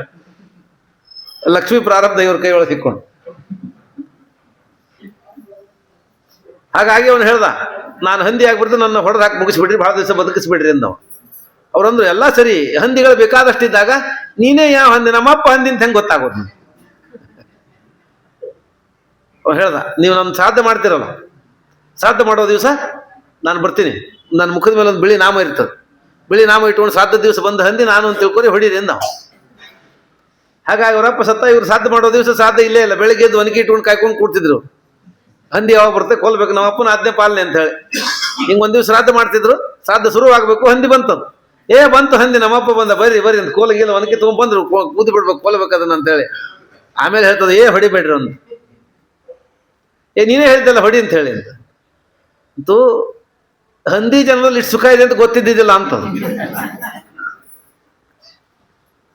ಹಂದಿ ಜನ್ಮದಲ್ಲಿ ಇಷ್ಟು ಸುಖ ಇದೆ ಅಂತ ಗೊತ್ತಿದ್ದಿಲ್ಲ, ಹೇಳಿದ್ದೆ ಬಹಳ ಸುಖವಾಗಿದ್ದೀನಿ, ಕೊಲ್ಬೇಡ್ರಿ ಅಂತದ್ದು. ಯಾಕಂದ್ರೆ ಕಾಯಿಪಲ್ಯ ಎಷ್ಟಾದ್ರೂ ದುಬಾರಿ ಆಗಲಿ, ಅಕ್ಕಿ ಬೇಳೆ ಎಷ್ಟಾದ್ರೂ ದುಬಾರಿ ಆಗಲಿ, ಆದ್ರೆ ಗಟಾರ ಮಾತ್ರ ಯಾವಾಗಲೂ ತುಂಬಿರ್ತದೆ. ಮನೆಯೊಳಗೆ ನೀರು ಬಂದಿಲ್ಲ ಅಂದ್ರೂ ಗಟಾರದೊಳಗೆ ನೀರು, ಪಾತ್ರೆ, ಆಹಾರ ಬೇಕಾದಷ್ಟು ಇರ್ತದೆ. ಹಾಗಾಗಿ ನೀರಿನ ಕೊರತೆ ಇಲ್ಲ, ಆಹಾರದ ಕೊರತೆ ಇಲ್ಲ. ನೋಡ್ರಿ, 8 ಮಕ್ಕಳು ಒಂದೊಂದು ಸರ್ತಿಗೆ ಆಗ್ತದೆ. ಹಾಗಾಗಿ ಬೇಕಾದಷ್ಟು ತಿನ್ಲಿಕ್ಕೆ ಆಹಾರ, ಉಣ್ಲಿಕ್ಕೆ ಆಹಾರ, ನೀರು, ಬೇಕಾದಷ್ಟು ಆಹಾರಗಳು, ಇಂತಿಂಥ ಮಕ್ಕಳು ಬೇಕಾದ, ಬಹಳ ಸಂತೋಷ ಇದೆ ಇಲ್ಲಿ. ನಾ ಹಿಂಗೆ ಅನ್ಕೊಂಡಿದ್ರೆ ಹೊಡಿಬೇಡ್ರಿ ಅಂತ. ತಾತ್ಪರ್ಯ ಏನು ಅಂದರೆ, ಎಲ್ಲಿದ್ದದ್ದು ಒಳ್ಳೇದು ಅಂತ ಅನಿಸ್ಬಿಡ್ತದೆ. ಆದ್ದರಿಂದ ನಾರಕಾಣಾಮಪಿ ಸಂತಿ ದೇಹಿನಾಂ, ಅಂತ ಕ್ಷುದ್ರ ಹೊಲಸು ದೇಹಗಳಲ್ಲಿ ಬದುಕುವ ಪ್ರಾಣಿಗಳಿಗೂ ಸುಖ ಇದೆ. ಅಂತ ಕ್ಷುದ್ರ ಪ್ರಾಣಿಗಳಿಗೂ ದೊರಕುವ ಸುಖಕ್ಕಾಗಿ ಅದನ್ನು ಕೊಡು ಅಂತ ಬೇಡೋದ್ರೊಳಗೆ ಏನರ್ಥ ಇದೆ? ಬೇಡಬೇಡ, ತಾನೇ ಬರ್ತದೆ. ಬೇಡದೇನೋ ಬರ್ತದೆ ಅಂದರು ಪ್ರಹ್ಲಾದರಾಜರಂದರು. ಸುಖಕ್ಕೆ ಬಹಳ ತಲೆ ಕೆಡಿಸಬೇಡ್ರಿ, ಸುಖ ತಾನೇ ಬರ್ತದೆ. ಹೆಂಗೆ ಬರ್ತದೆ? ದುಃಖ ಬಂದಂಗೆ ಬರ್ತದೆ. ದುಃಖ ಹೆಂಗೆ ಬೇಡದೆ ಬಂದಿದೆಯಲ್ಲ, ಹಂಗೆ ಸುಖನೂ ಬರ್ತದೆ. ಬರೋ ತನಕ ಕಾಯ್ಬೇಕಷ್ಟೆ. ಆ ಸುಖವು ಭಗವಂತ ಕೊಡ್ತಾನೆ. ಆದ್ದರಿಂದ ತಾನೀಶ ಕೈವಲ್ಯ ಪತಿರ್ವೃಣೀತಃ. ಆದ್ದರಿಂದ ಹೇಳ್ತಾರೆ ಧ್ರುವರಾಜರಂತಾರೆ, ನಿನ್ನನ್ನು ಸಿಕ್ಕು ದೇವರನ್ನ ಸೇವೆ ಮಾಡಬೇಕಾದ ದೊಡ್ಡ ದೊಡ್ಡ ವೃತ ನಿಯಮಗಳನ್ನು ಮಾಡಿ ಅದರಿಂದ ಕ್ಷುದ್ರ ಫಲಗಳನ್ನು ಬೇಡ್ಕೋತಾರಲ್ಲ, ಅವರು ನಿನ್ನ ಮಾಯೆಯಿಂದ ಮೋಹಿತರಾದವರು. ಮೋಕ್ಷವನ್ನು ಕೊಡುವ ನೀನೇ ಇದ್ದಾಗ ನಿನ್ನ ಮಾಯಿಂದ ಮೋಹಿತರಾಗಿ ಕ್ಷುದ್ರ ಫಲಗಳನ್ನು ಬೇಡ್ಕೊಂಡ್ಬಿಡ್ತಾ. ಬಹಳ ಕಷ್ಟಪಟ್ಟು ಮಾಡಿದ ಸಂಪಾದನೆ ವ್ಯರ್ಥ ಆಗಿಬಿಡ್ತದೆ. ಕುಂಭಕರ್ಣನ ಕತೆ ಹೇಳ್ತಾರಲ್ಲ, ಬಹಳ ಕಷ್ಟಪಟ್ಟು ತಪಸ್ಸು ಮಾಡ್ದ, ಏನು ಬೇಕು ಅಂದ್ರೆ ಸರಸ್ವತಿ ತಲೆ ಕೆಡಿಸಿದ್ಲು, ನಿದ್ದೆ ಕೊಡ್ರಿ ಅಂತ ಕೇಳ್ಕೊಂಬಿಟ್ಟ, ಮಲ್ಕೋಬೇಕು ಅಂತ ಕೇಳ್ಕೊಂಡ ಅಂತಾರಲ್ಲ, ಹಂಗಾಗಿಬಿಡ್ತ. ಹಾಗಾಗಬಾರ್ದು. ಆದ್ದರಿಂದ ಹೇಳಿದರು, ನೋಡಪ್ಪ, ನಿನ್ನ ಸ್ಮರಣೆ, ನಿನ್ನ ಧ್ಯಾನ ನಿರಂತರವಾಗಿ ಸಿಗಬೇಕು. ಇದು ಸನಕ ಸನಂದರ ಮಾಡುವ ಸ್ತೋತ್ರ. ಕಾಮಂ ಭವೇಮ ವೃಜನೈಹಿ ನಿರಯೇಶು ನಷ್ಟ. ನಮ್ಮ ನರಕಕ್ಕೆ ಹಾಕ್ತೀಯಾ? ಹಾಕು. ಶ್ವೇತೋಲಿ ವದ್ಯ ದಿನತೋ ಪದೈ ರಮೇತ. ನರಕಕ್ಕೆ ಹಾಕೋದಾದ್ರೆ ಹಾಕು, ಕೆಟ್ಟ ಜನ್ಮ ಬರೋದಾದ್ರೆ ಬರಲಿ, ಆದ್ರೆ ಅಲ್ಲಿ ನಿನ್ನ ಸ್ಮರಣೆ ಬರಬೇಕು. ನಿನ್ನ ಸ್ಮರಣೆಯನ್ನು ಮಾಡುವಂತ ಯೋಗ ಇರಬೇಕು. ನರಕಕ್ಕೆ ಹಾಕಿದ್ರೆ ಅಲ್ಲೇ ಮಾಡ್ತೀವಿ ನಾವು, ನರಕಕ್ಕೆ ಹಾಕು. ಆದರೆ ನಿನ್ನ ಸ್ಮರಣೆಯನ್ನು ಮಾಡ್ಲಿಕ್ಕೆ ಆಗೋದಿಲ್ಲ ಅಂತಂದ್ರೆ ಮೃಣೀತಾರ್ಯೋ ಪರಮಾತ್ಮ ಬಂಧನಂ. ನಿನ್ನ ಸ್ಮರಣೆ ಬರೋದಿಲ್ಲ ಅಂದ್ರೆ ಸ್ವರ್ಗ ಬೇಡ, ಇಂದ್ರ ಪದವಿನೂ ಬೇಡ ನಮಗೆ. ಇಂದ್ರ ಪದವಿಗೆ ಹೋಗಿ ಕೂತ್ರು ನಿನ್ನ ಸ್ಮರಣೆ ಮಾಡ್ಲಿಕ್ಕೆ ಆಗೋದಿಲ್ಲ ಅಂದ್ರೆ ಅದು ಬೇಡ ನಮಗೆ. ನಿನ್ನ ಸ್ಮರಣೆ ಮಾಡ್ಲಿಕ್ಕೆ ಸಾಧ್ಯ ಆಗೋದಿದ್ರೆ ನರಕಕ್ಕಾದ್ರೂ ಹಾಕು. ಆದ್ದು ಇಂತೂ ಸಾಧನೆ ಅಂದ್ರೆ ಏನು? ಸ್ಮರಣೆ, ಭಗವಂತನ ಸ್ಮರಣೆ, ಭಗವಂತನ ಧ್ಯಾನ ಸಾಧನ. ಅದನ್ನ ಮಾಡ್ಲಿಕ್ಕೆ ಅದೇ ಸಾಧನ. ಅದಿಲ್ಲ ಅಂತ ಆದ್ರೆ ಏನು ಸಾಧನೆ ಆಗೋದಿಲ್ಲ. ಆದ್ರಿಂದ ಏನಕೇನ ವಿಷೇಣ ಸಂತತ ಮಾದರೇಣ ಮನೋಗತಿ ಶ್ರೀಹರೇಶ್ಚರಣಾಬ್ಜಯೋರಿದಮೇವ ಸಾಧನ ಮೀರಿತಂ. ಇದೇ ಸಾಧನ, ಭಗವಂತನ ಸ್ಮರಣೆ ಸಾಧನ, ಭಗವಂತನ ವಿಸ್ಮರಣೆ ಪಾಪ ಸಾಧನ. ಹಾಗಾಗಿ ಭಗವಂತನ ಸ್ಮರಣೆ ಮಾಡೋದೇ ನಿಜವಾದ ಸಾಧನ. ಬೇರೆ ಎಲ್ಲ ಅದಕ್ಕೆ ಸಾಧನ. ಪೂಜೆ ಯಾಕೆ ಸಾಧನ? ಭಗವಂತನ ಸ್ಮರಣೆ ಬರ್ತದೆ ಅಂತ ಸಾಧನ. ಭಾಗವತ ಕೇಳೋದು ಯಾಕೆ ಸಾಧನ? ಭಾಗವತ ಕೇಳೋ ಕಾಲಕ್ಕೆ ಭಗವಂತನ ಸ್ಮರಣೆ ಆಗ್ತದೆ ಅಂತ ಸಾಧನ. ಸಂಧ್ಯಾವಂದನೆ ಯಾಕೆ ಸಾಧನ? ಭಗವಂತನ ನಾಮ ಸ್ಮರಣೆ ಮಾಡ್ತೀವಿ, ಭಗವಂತನ ಸ್ಮರಣೆ ಬರ್ತದೆ ಅಂತ ಸಾಧನ. ಅದಾಗಿಲ್ಲ ಅಂದ್ರೆ ಅದು ಸಾಧನ ಅಲ್ಲ. ಶ್ರಮಯೇ ವಹಿ ಕೇವಲಂ ಅಂತ ಭಾಗವತ. ಅದು ದಿನ 1-2 ತಾಸು ಟೈಮ್ ವೇಸ್ಟು. ಅಲ್ಲಿಂದ ಇಲ್ಲಿ ತನಕ ಬಂದದ್ದು ಖರ್ಚು ಮಾಡಿದ್ದು ಆಟೋದ್ದು ಬಸ್ಸಿಂದು ಚಾರ್ಜ್ ವೇಸ್ಟು. ಇಷ್ಟು ಸಮಯ ಚಾರ್ಜ್ ವ್ಯರ್ಥ ಮಾಡ್ಕೊಂಡು ಹೋಗಿದ್ದಾಗ್ತದೆ ಅಷ್ಟೇ ಹೊರತಾಗಿ ನಿನ್ನ ಸ್ಮರಣೆ ಬಂದರೆ ಅದು ಸಾರ್ಥಕ. ಹಾಗಾಗಿ ಸ್ಮರಣೆ ಸಾರ್ಥಕ. ಅದರಿಂದ ವಿಷ್ಣು ತೀರ್ಥರು ತಮ್ಮ ಪತ್ರದಲ್ಲಿ ಬರೀತಾ, ಯಾವ ಕಾಲ ಶ್ರೇಷ್ಠ, ಯಾವ ದೇಶ ಶ್ರೇಷ್ಠ? ಹುಬ್ಬಳ್ಳಿ ಶ್ರೇಷ್ಠನ, ಧಾರವಾಡ ಶ್ರೇಷ್ಠನ, ಕಾಶಿ ಶ್ರೇಷ್ಠನ, ಬದ್ರಿ ಶ್ರೇಷ್ಠನ, ದ್ವಾರಕಾ ಯಾವುದು, ಹರಿದ್ವಾರ ಯಾವುದು ಶ್ರೇಷ್ಠ ದೇಶ? ವಿಷ್ಣು ತೀರ್ಥರಂದು ಯಾವ ದೇಶ ಯಾವ ಕಾಲನೂ ಹುಡುಕ್ಬೇಡ. ವಸಂತ ಮಾಸ, ಧನುರ್ಮಾಸ, ಚೈತ್ರ ಮಾಸ ಅದು ಯಾವುದು ಹುಡುಕ್ಬೇಡ. ಯಾವ ದೇಶನೂ ಯಾವ ಕಾಲನೂ ಹುಡುಕ್ಬೇಡ. ಯಾವ ದೇಶದೊಳಗೆ ಯಾವ ಕಾಲದೊಳಗೆ ನೀನು ಕೂತ್ರೆ ನಿಶ್ಚಿಂತೆಯಿಂದ ದೇವರ ಸ್ಮರಣೆ ಮಾಡ್ಲಿಕ್ಕೆ ಆಗ್ತದೋ ಅದು ಶ್ರೇಷ್ಠ. ಯಾವ ದೇಶದಲ್ಲಿ ಮಾಡ್ಲಿಕ್ಕೆ ಆಗೋದಿಲ್ಲ ಅದು ಕನಿಷ್ಠ. ಬದ್ರಿ ಇತ್ಯಾದಿಗಳು ಶ್ರೇಷ್ಠ ಹೇಳಿದ್ದಾರೆ ನಿಜ. ಆದರೆ ಭಗವಂತ ಸ್ಮರಣೆ ಮಾಡ್ಲಿಕ್ಕೆ ಆಗ್ಬೇಕಲ್ಲ, ಅಲ್ಲಿ ನಿತ್ಯದ ಮಾಡೋ ಧರ್ಮ ಆಗ್ಬೇಕಲ್ಲ. ಆಗದಿದ್ರೆ ಏನು ಮಾಡಬೇಕು? ಹೋಗಬಾರ್ದು ಅಂತಾರೆ ವಿಷ್ಣು ತೀರ್ಥ. ಹಂಗೆ ಮಾಡ್ಲಿಕ್ಕೆ ಆಗೋದಿಲ್ಲ ಅಂದ್ರೆ ಮನೆಯೊಳಗೇನು ಧರ್ಮ ಮಾಡ್ತೀಯಲ್ಲ, ಇದಕ್ಕಿಂತ ಹೆಚ್ಚು ಧರ್ಮ ಮಾಡ್ಬೇಕು, ಇದಕ್ಕಿಂತ ಹೆಚ್ಚು ಸ್ಮರಣೆ ಮಾಡ್ಬೇಕಂದ್ರೆ ಹೋಗ್ಬೇಕಲ್ಲಿ. ಇಲ್ಲದಿದ್ರೆ ಹೋಗಬಾರ್ದು. ಹೋಗೋದು ಯಾಕೆ? ಮನೆಯೊಳಗೆ ಸಂಸಾರದೊಳಗೆ ಬಿದ್ದೀವಿ, ನಿತ್ಯ ಜಂಜಾಟ, ಧರ್ಮ ಸಾಧನೆ ಮಾಡ್ಲಿಕ್ಕೆ ಆಗೋದಿಲ್ಲ. ಹಾಗಾಗಿ ಪುಣ್ಯ ಸಂಪಾದನೆ ಮಾಡ್ಕೋಬೇಕು ಅಂತ ಹೋಗೋದಷ್ಟೇ. ಆದ್ರೆ ಮನೆಯೊಳಗೆ 2 ಸಂಧ್ಯಾವಂದನೆ, ಒಂದು ಪೂಜಾ ಮಡಿಲಿ ಹೆಂಗೋ ಮಾಡಲಿ, ಆ ಒಲಿ ಮೇಲೆ ಮಾಡಲು, ಗ್ಯಾಸ್ ಮೇಲೋ ಸ್ಟ್ಯಾಂಡ್ ಹಾಕ್ಕೊಂಡು ಮಾಡ್ತಿದ್ರು. ಹೆಂಗೆ ಮಾಡ್ತಿದ್ರು? ಒಂದು ಸ್ವಲ್ಪ ಶುದ್ಧವಾಗಿ ಮಾಡಿಕೊಂಡು ಊಟ ಮಾಡಿ ನಾಮಸ್ಮರಣೆ ಮಾಡ್ಕೊಂಡು ತಮ್ಮ ಕರ್ತವ್ಯ ಮಾಡ್ಕೊಂಡಿದ್ರು. ಹೊರಗೆ ಹೋದ್ರೆ ಇದಕ್ಕಿಂತ ಹೆಚ್ಚಿನ ಸಾಧನೆ ಆಗಬೇಕು ಅಂದ್ರೆ ಹೋಗ್ಬೇಕು. ಇಲ್ಲದ್ರೆ ಹೋಗಿ ಏನು ಉಪಯೋಗ? ಇದಕ್ಕಿಂತ ಕಡಿಮೆ ಆಗೋದಿದ್ರೆ ಹೋಗಿ ಏನು ಉಪಯೋಗ? ಇಲ್ಲಿ ಕವಲಿಗೆ ಶೇಷಾಚಾರ ಅಂತಿದ್ರಲ್ಲ, ಅವ್ರು ಬೈತಿದ್ರು, ನಿಷ್ಠರು ಹೇಳ್ತಿದ್ರು, ಭಯಾನಂಗ್ರಿ ಚಾ ಕುಡ್ಲಿಕ್ಕೆ ಬದ್ರಿಗೆ ಯಾಕೆ ಹೋಗ್ತೀರಿ ಅಂತ. ಮನೆಯೊಳಗೆ ಮಾಡೋದಕ್ಕಿಂತ ಹೆಚ್ಚು ಇಲ್ಲದ್ರೆ ಹೋಗೋದು ಯಾಕೆ? ಹೋಗೋದ್ರೊಳಗೆ ಅರ್ಥ ಏನಿದೆ? ಮಾಡುವ ಧರ್ಮನೂ ಕಡಿಮೆ ಆಯ್ತಲ್ಲ. ಮತ್ತೆ ಮಾಡುವ ಧರ್ಮದ ಲೋಪ ಮಾಡಿದ್ರೆ ಪಾಪ ಸಂಸ್ಕಾರ ಮಾಡ್ಕೊಳಕ್ಕೆ ಹೋಗೋದು ಯಾಕೆ? ಹಾಗಾಗಿ ಅವನು ಯಾತ್ರೆ ಕರೀತಾನೆ, 40,000 50,000 ಯಾಕೆ ಅಂತ ಹೇಳಿ ಇವನು ಪ್ಯಾಕೇಜ್ ನೋಡ್ಕೊಂಡು ಹತ್ತಿ ಬಿಡ್ತಾನೆ. ಪ್ಯಾಕೇಜ್ ನೋಡ್ಕೊಂಡು ಹತ್ತಿ ಬಿಟ್ರೆ ಮಡಿಯಲ್ಲಿ ಉಪಹಾರದ ವ್ಯವಸ್ಥೆ, ಪ್ರವಚನ ವ್ಯವಸ್ಥೆ ಎಲ್ಲ ಇರ್ತದೆ, ಹಾಕಿರ್ತಾರ. ಹಿಂಗಾಚಿ ಹೋದ್ರಿಂದ ನಾಸಿಕ್ ದಾಟೋ ತನಕ ಹಂಗೆ ಮಾಡ್ತಾರ. ಹಿಂಗೆ ಆಂಧ್ರದ ಮೇಲೆ ಹೋದ್ರೆ ವಿಜಯವಾಡ ದಾಟೋ ತನಕ ಎಲ್ಲ ವ್ಯವಸ್ಥೆ ಮಾಡ್ತಾರೆ. ಮುಂದೆ ಹೋದ್ಮೇಲೆ ನಾಳೆ ಮಡಿಯನ್ನ ಇವತ್ತೇ ಮಾಡಿ ಇಟ್ಬಿಡ್ತಾರೆ ಬಸ್ನಾಗ. ಅವರು ನಾಳೆ ಮುಂಜಾನೆ ಬೇಕಾಗೋ ಮಡಿಯನ್ನ ಇವತ್ತು ಮಾಡಿ ಹಿಂದೆ ಇದ್ರಾಗ ಸೇರಿಸ್ಬಿಡ್ತಾನ. ನಾವು ಮಡಿ ಇಟ್ಟು ಮಾಳೆ ಬರ್ದಿವ್ಸ ಅದನ್ನು ತೆಗೆದು ಎಲ್ಲರಿಗೂ ಉಣ್ಲಿಕ್ಕೆ ಹಾಕಿ ಆಮೇಲೆ ಸ್ನಾನ ಮಾಡ್ತಾರ ಮಡಿಲಿ ಉದ್ದಕ್ಕೆ ಹಾಕು. ಅಲ್ಲಿ ನಿಮಗೆ ಅತಿಶಯೋಕ್ತಿಯಿಂದ ಅನಿಸ್ಬೋದು. ನಿಮಗೆ ಬೇಕಾದ್ರೆ ಒಬ್ರು ವೈಯಕ್ತಿಕ ನಾವು ಕರ್ಕೊಂಡು ಹೋದ್ರೆ ಹೆಸರು ಹೇಳೋದಿಲ್ಲ, ಹೋಗಿ ಬಂದವ್ರ ಹೆಸರು ಬೇಕಾದ್ರೆ ಕೊಡ್ತೇನೆ, ಫೋನ್ ನಂಬರ್ ಕೊಡ್ತೀನಿ, ಆಮೇಲೆ ಮಾತಾಡಿರ್ಬೇಕಾದ್ರೆ. ಯಾತ್ರಕ್ಕೆ ಹೋಗಿದ್ರು, ಕರ್ಕೊಂಡು ಹೋಗಿದ್ದಾರೆ ಅಂತ ಹೇಳಿ 12 ದಿವಸ ಉಪವಾಸ ಇದ್ರು. ಬಂದು ಪಾಪು 12 ದಿವಸ ಉಪವಾಸ ಅವಲಕ್ಕಿ ತಿಂದು ಬಂದು ಇಲ್ಲಿ ಬಂದು ಅಡ್ಮಿಟ್ ಆಗಿದ್ರು. 3 ದಿವಸ 3 ತಿಂಗಳ ಕೆಳಗೆ ಅಡ್ಮಿಟ್ ಆಗಿದ್ರು. ಯಾಕೆಂದ್ರೆ ಮಡಿಲಿ ಯಾತ್ರಾ ಊಟಕ್ಕಂತ ಕರ್ಕೊಂಡು ಹೋಗಿದ್ದಾರೆ. ಬಡಸ್ಲಿಕ್ಕೆ ಬಂದವರು ಮುಸಲ್ರು ಇದ್ದಾರೆ. ಮಡಿಲಿ ಊಟಕ್ಕಂತ ಕರ್ಕೊಂಡು ಹೋಗಿದ್ದಾರೆ, ಬಡಸ್ಲಿಕ್ಕೆ ಬಂದವರು ಮುಸಲ್ರು ಇದ್ರು. ಎಲ್ಲ ಬಿಟ್ಟು ನಾನು ಒಂದಿಷ್ಟು ಅಲ್ಲೇ ಅವಲಕ್ಕಿ ತೊಗೊಂಡು ಅವಲಕ್ಕಿ ಹಾಲು ಹಣ್ಣು ಎಳ್ನೀರು ಕುಡಿದು ಅವಲಕ್ಕಿದಿಂದ ಉಪವಾಸ ಬಂದೆ ಅಂತೇಳಿ ಇಲ್ಲಿ ಬಂದು ಕೂಡಲೇ ಅಡ್ಮಿಟ್ ಆಗಿದ್ದು, 3 ದಿವಸ ಅಡ್ಮಿಟ್ ಆಗಿ ಆಮೇಲೆ ಮನೆಗೆ ಹೋದಪ್ಪ. ನಿಮ್ಗೆಲ್ಲರಿಗೂ ಗೊತ್ತಿದ್ದ ವ್ಯಕ್ತಿ, ಪ್ರತ್ಯೇಕವಾಗಿ ಬೇಕಾದ್ರೆ ನಾನು ಹೆಸರು ನಿಮ್ಗೆ ಕೊಡ್ತೀನಿ. ಕರ್ಕೊಂಡು ಹೋದವ್ರ ಬಗ್ಗೆ ಆ ವ್ಯಕ್ತಿ ಹೆಚ್ಚು ಮಾತಾಡಿ ಅವ್ರ ಉದ್ಯೋಗವನ್ನು ಕೆಡಿಸೋದು, ಯಾರ್ದೋ ಬಗ್ಗೆ ಅಪಪ್ರಚಾರ ಮಾಡ್ಲಿಕ್ಕೆ ನನಗೆ ಮನಸ್ಸಿಲ್ಲ. ಆದ್ರೆ ಆ ವ್ಯಕ್ತಿ ಯಾರು ಅಂತ ನಿಮ್ಗೆ ಬೇಕಾಗಿದ್ರೆ ಆಮೇಲೆ ಭೇಟಿ ಆಗ್ರಿ, ಹೋಗಿ ಬಂದವ್ರ ಹೆಸರು ಕೊಡ್ತೀನಿ, ನಾನು ಹೇಳ್ತೀನಿ ನಿಮ್ಗೆ. ಹಾಗಾಗಿ ಈ ಕಡೆ ನೀವು ಹೋದ್ರೆ ಮುಂಬೈ ದಾಟಿ ನಾಸಿಕ್ ದಾಟಿದ ಕೂಡಲೇ ಅವ್ರು ತಮ್ಮ ಬಣ್ಣ ಬಿಚ್ಚಿಬಿಡ್ತಾರೆ. ಈ ಕಡೆ ಹೋದ್ರೆ ವಿಜಯವಾಡ ದಾಟಿದ ಕೂಡಲೇ ಅವ್ರಂತಾರೆ, ಏನು ಮಡಿಲಿ ಮಾಡ್ತೀವಿ ಅಂದಿದ್ರಲ್ಲ ನೋಡ್ರಿ, ಹಿಂಗೆ ಮನೆ ಮಾಡ್ದಂಗೆ ಮಾಡ್ಲಿಕ್ಕೆಲ್ಲ ಆಗೋದಿಲ್ಲ, ಇಲ್ಲಿ ಮಾಡ್ಕೋಬೇಕು, ಅಡ್ಜಸ್ಟ್ ಮಾಡ್ಕೋಬೇಕು, ಬೇಕಾದ್ರೆ ಬರ್ರಿ, ಬೇಡ ನೋಡ್ರಿ ಹೆಂಗೆ ಮಾಡ್ತಿರೋ, ಇನ್ನು ತಿರುಗಿ ಹೋಗೋದಿಲ್ಲ ಅಂತ ಗೊತ್ತೇವ್ರಿಗೆ, ಇನ್ನು ತಿರುಗಿ ಹೋಗೋದಿಲ್ಲ, ದುಡ್ಡು ಕಟ್ಟಿಬಿಟ್ಟಾರೆ ಬರ್ತಾರೆ ಅಂತ ಹೇಳಿ ಬೇಕಾದ್ರೆ ಬರ್ರಿ ಬೇಡ್ರಿ ಬಿಡ್ರಿ ಅಂತ ಆಯ್ತು ಇರ್ಲಿ ಹೋಗ್ತಾರೆ. ಹಾಗಾಗಿ ಮನೆಯಲ್ಲಿ ಮಾಡಿದಷ್ಟು ಪುಣ್ಯ ಸಾಧನೆ ಮಾಡ್ಲಿಕ್ಕೆ ಆಗುದಿಲ್ಲ, ಧರ್ಮವನ್ನು ಮಾಡ್ಲಿಕ್ಕೆ ಆಗುದಿಲ್ಲ ಅಂದ್ರೆ ಹೋಗಿ ಉಪಯೋಗ ಏನು? ಹಾಗಾಗಿ ನಿನಗೆ ಎಲ್ಲಿ ತನಕ ಹೋಗ್ಲಿಕ್ಕೆ ಸಾಧ್ಯ ಆಗುತ್ತೆ ನಿನ್ನ ಧರ್ಮಾಚರಣೆ ಮಾಡ್ಕೊಂಡು ಅಷ್ಟೇ ಮಾಡಲಿ. ನಿನಗೆ ಎಲ್ಲಿಗೆ ಯಾತ್ರೆ ಮಾಡ್ಲಿಕ್ಕೆ ಆಗುತ್ತೆ ನಿನ್ನ ಧರ್ಮಾಚರಣೆ ಬಿಡದೆ ನಿನಗೆ ಯೋಗ್ಯವಾದ ಧರ್ಮವನ್ನು ಮಾಡ್ಕೊಂಡು ಎಲ್ಲಿಗೆ ಹೋಗುತ್ತೆ ಅವಶ್ಯವಾಗಿ ಹೋಗಿ, ಆಗಲಿಲ್ಲ ಅಂದ್ರೆ ನಿನ್ನ ಮನೆಯೇ ದೊಡ್ಡ ಧರ್ಮಕ್ಷೇತ್ರ, ಎಲ್ಲ ಹೋಗ್ಬೇಡ ಅಂತ ವಿಷ್ಣು ತೀರ್ಥರು ಸ್ಪಷ್ಟವಾಗಿ ಹೇಳಿಕೊಡ್ತಾರೆ. ಆದ್ದರಿಂದ ಸಾಧನ ಯಾವುದೊಂದು ಪ್ರಶ್ನೆ ಇಲ್ಲವೇ ಇಲ್ಲ. ಯಾವುದನ್ನು ಮಾಡಿದ್ರೆ ಭಗವಂತನ ಸ್ಮರಣೆ ಮಾಡ್ಲಿಕ್ಕೆ ಆಗ್ತದೋ ಅದು ಧರ್ಮ, ಯಾವುದನ್ನು ಮಾಡೋ ಕಾಲಕ್ಕೆ ಭಗವತ್ ಸ್ಮರಣೆ ಬರೋದಿಲ್ಲ ಅದು ಅಧರ್ಮ. ಇಷ್ಟು ಇಟ್ಕೊಂಡ್ಬಿಡ್ರಿ ಅಂತ ಹೇಳಿ ಈ ಭಗವಂತನ ಸ್ಮರಣೆ ಅಂತ ಅನ್ನೋದು ದೊಡ್ಡ ಸಾಧನ. ಈ 30 ಭಾಗವತ್ ಧರ್ಮಗಳನ್ನು ಹೇಳಿದ್ದು ಯಾವುದಕ್ಕೋಸ್ಕರ? ಭಗವಂತನ ಸ್ಮರಣೆ ಬರಲಿ. ಈ ಧರ್ಮಗಳನ್ನು ಮಾಡೋ ಕಾಲಕ್ಕೆ ಭಗವಂತನ ಸ್ಮರಣೆ ಬರಬೇಕು. ಈ ಭಗವಂತನ ಈ ಧರ್ಮಗಳನ್ನು ಆಚರಣೆ ಮಾಡಿದ್ರಿಂದ ಪುಣ್ಯ ಬರ್ತದಲ್ಲ, ಆ ಪುಣ್ಯದಿಂದ ನಿರಂತರವಾಗಿ ಭಗವಂತ ಸ್ಮರಣೆ ಬರಬೇಕು.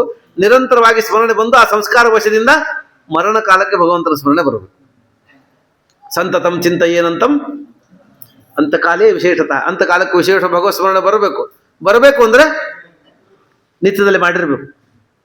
ಯಾವ್ದು ರೂಢಿ ಇದೆಯೋ ಅದು ಮಾಡ್ಲಿಕ್ಕೆ ಆಗುತ್ತೆ, ರೂಢಿ ಇಲ್ಲದ್ರೆ ಬರ್ಲಿಕ್ಕೆ ಆಗೋದಿಲ್ಲ. ಆದ್ದರಿಂದ ಇದ್ರ ಪುಣ್ಯ ಸಂಪಾದನೆ ಮುಖಾಂತರ ಅಂತಕಾಲದಲ್ಲಿ ಭಗವಂತನ ಸ್ಮರಣೆ ಬರಲಿ ಅಂತ ಅನ್ನೋದಕ್ಕೆ ಇವೆಲ್ಲ ಭಾಗವತ ಧರ್ಮಗಳನ್ನು ಹೇಳಿದಷ್ಟೇ ಹೊರತಾಗಿ ಏನೋ ಖಾಲಿ ಕೂತೀವಿ ಬರ್ದೀವಿ ಸಮಯ ಎತ್ತಿ ಬರ್ದೀವಿ ಅಂತ ಹಿಂಗೆಲ್ಲ ತಿಳ್ಕೊಬೇಡ್ರಿ ಅಂತ ಈ ಗ್ರಂಥವನ್ನು ಬರೆದದ್ದು ಯಾಕೆ ನಾವು ಅಂತ ಹೇಳ್ತಾ, ಈ ಗ್ರಂಥವನ್ನು ಬರೆದದ್ದೇ ನವಿದ್ಯಾ ಮದತೋ ನಾಪಿ ಪ್ರತಿಷ್ಠಾ ಕಾಮತಃ ಕ್ವಚಿತ ಕಿಂತು ಶ್ರೀಹರಿಪಾದಾಬ್ಜ ರತಿಶ್ಯಾದಿತ್ಯಯಂ ಸರ್ಮಃ.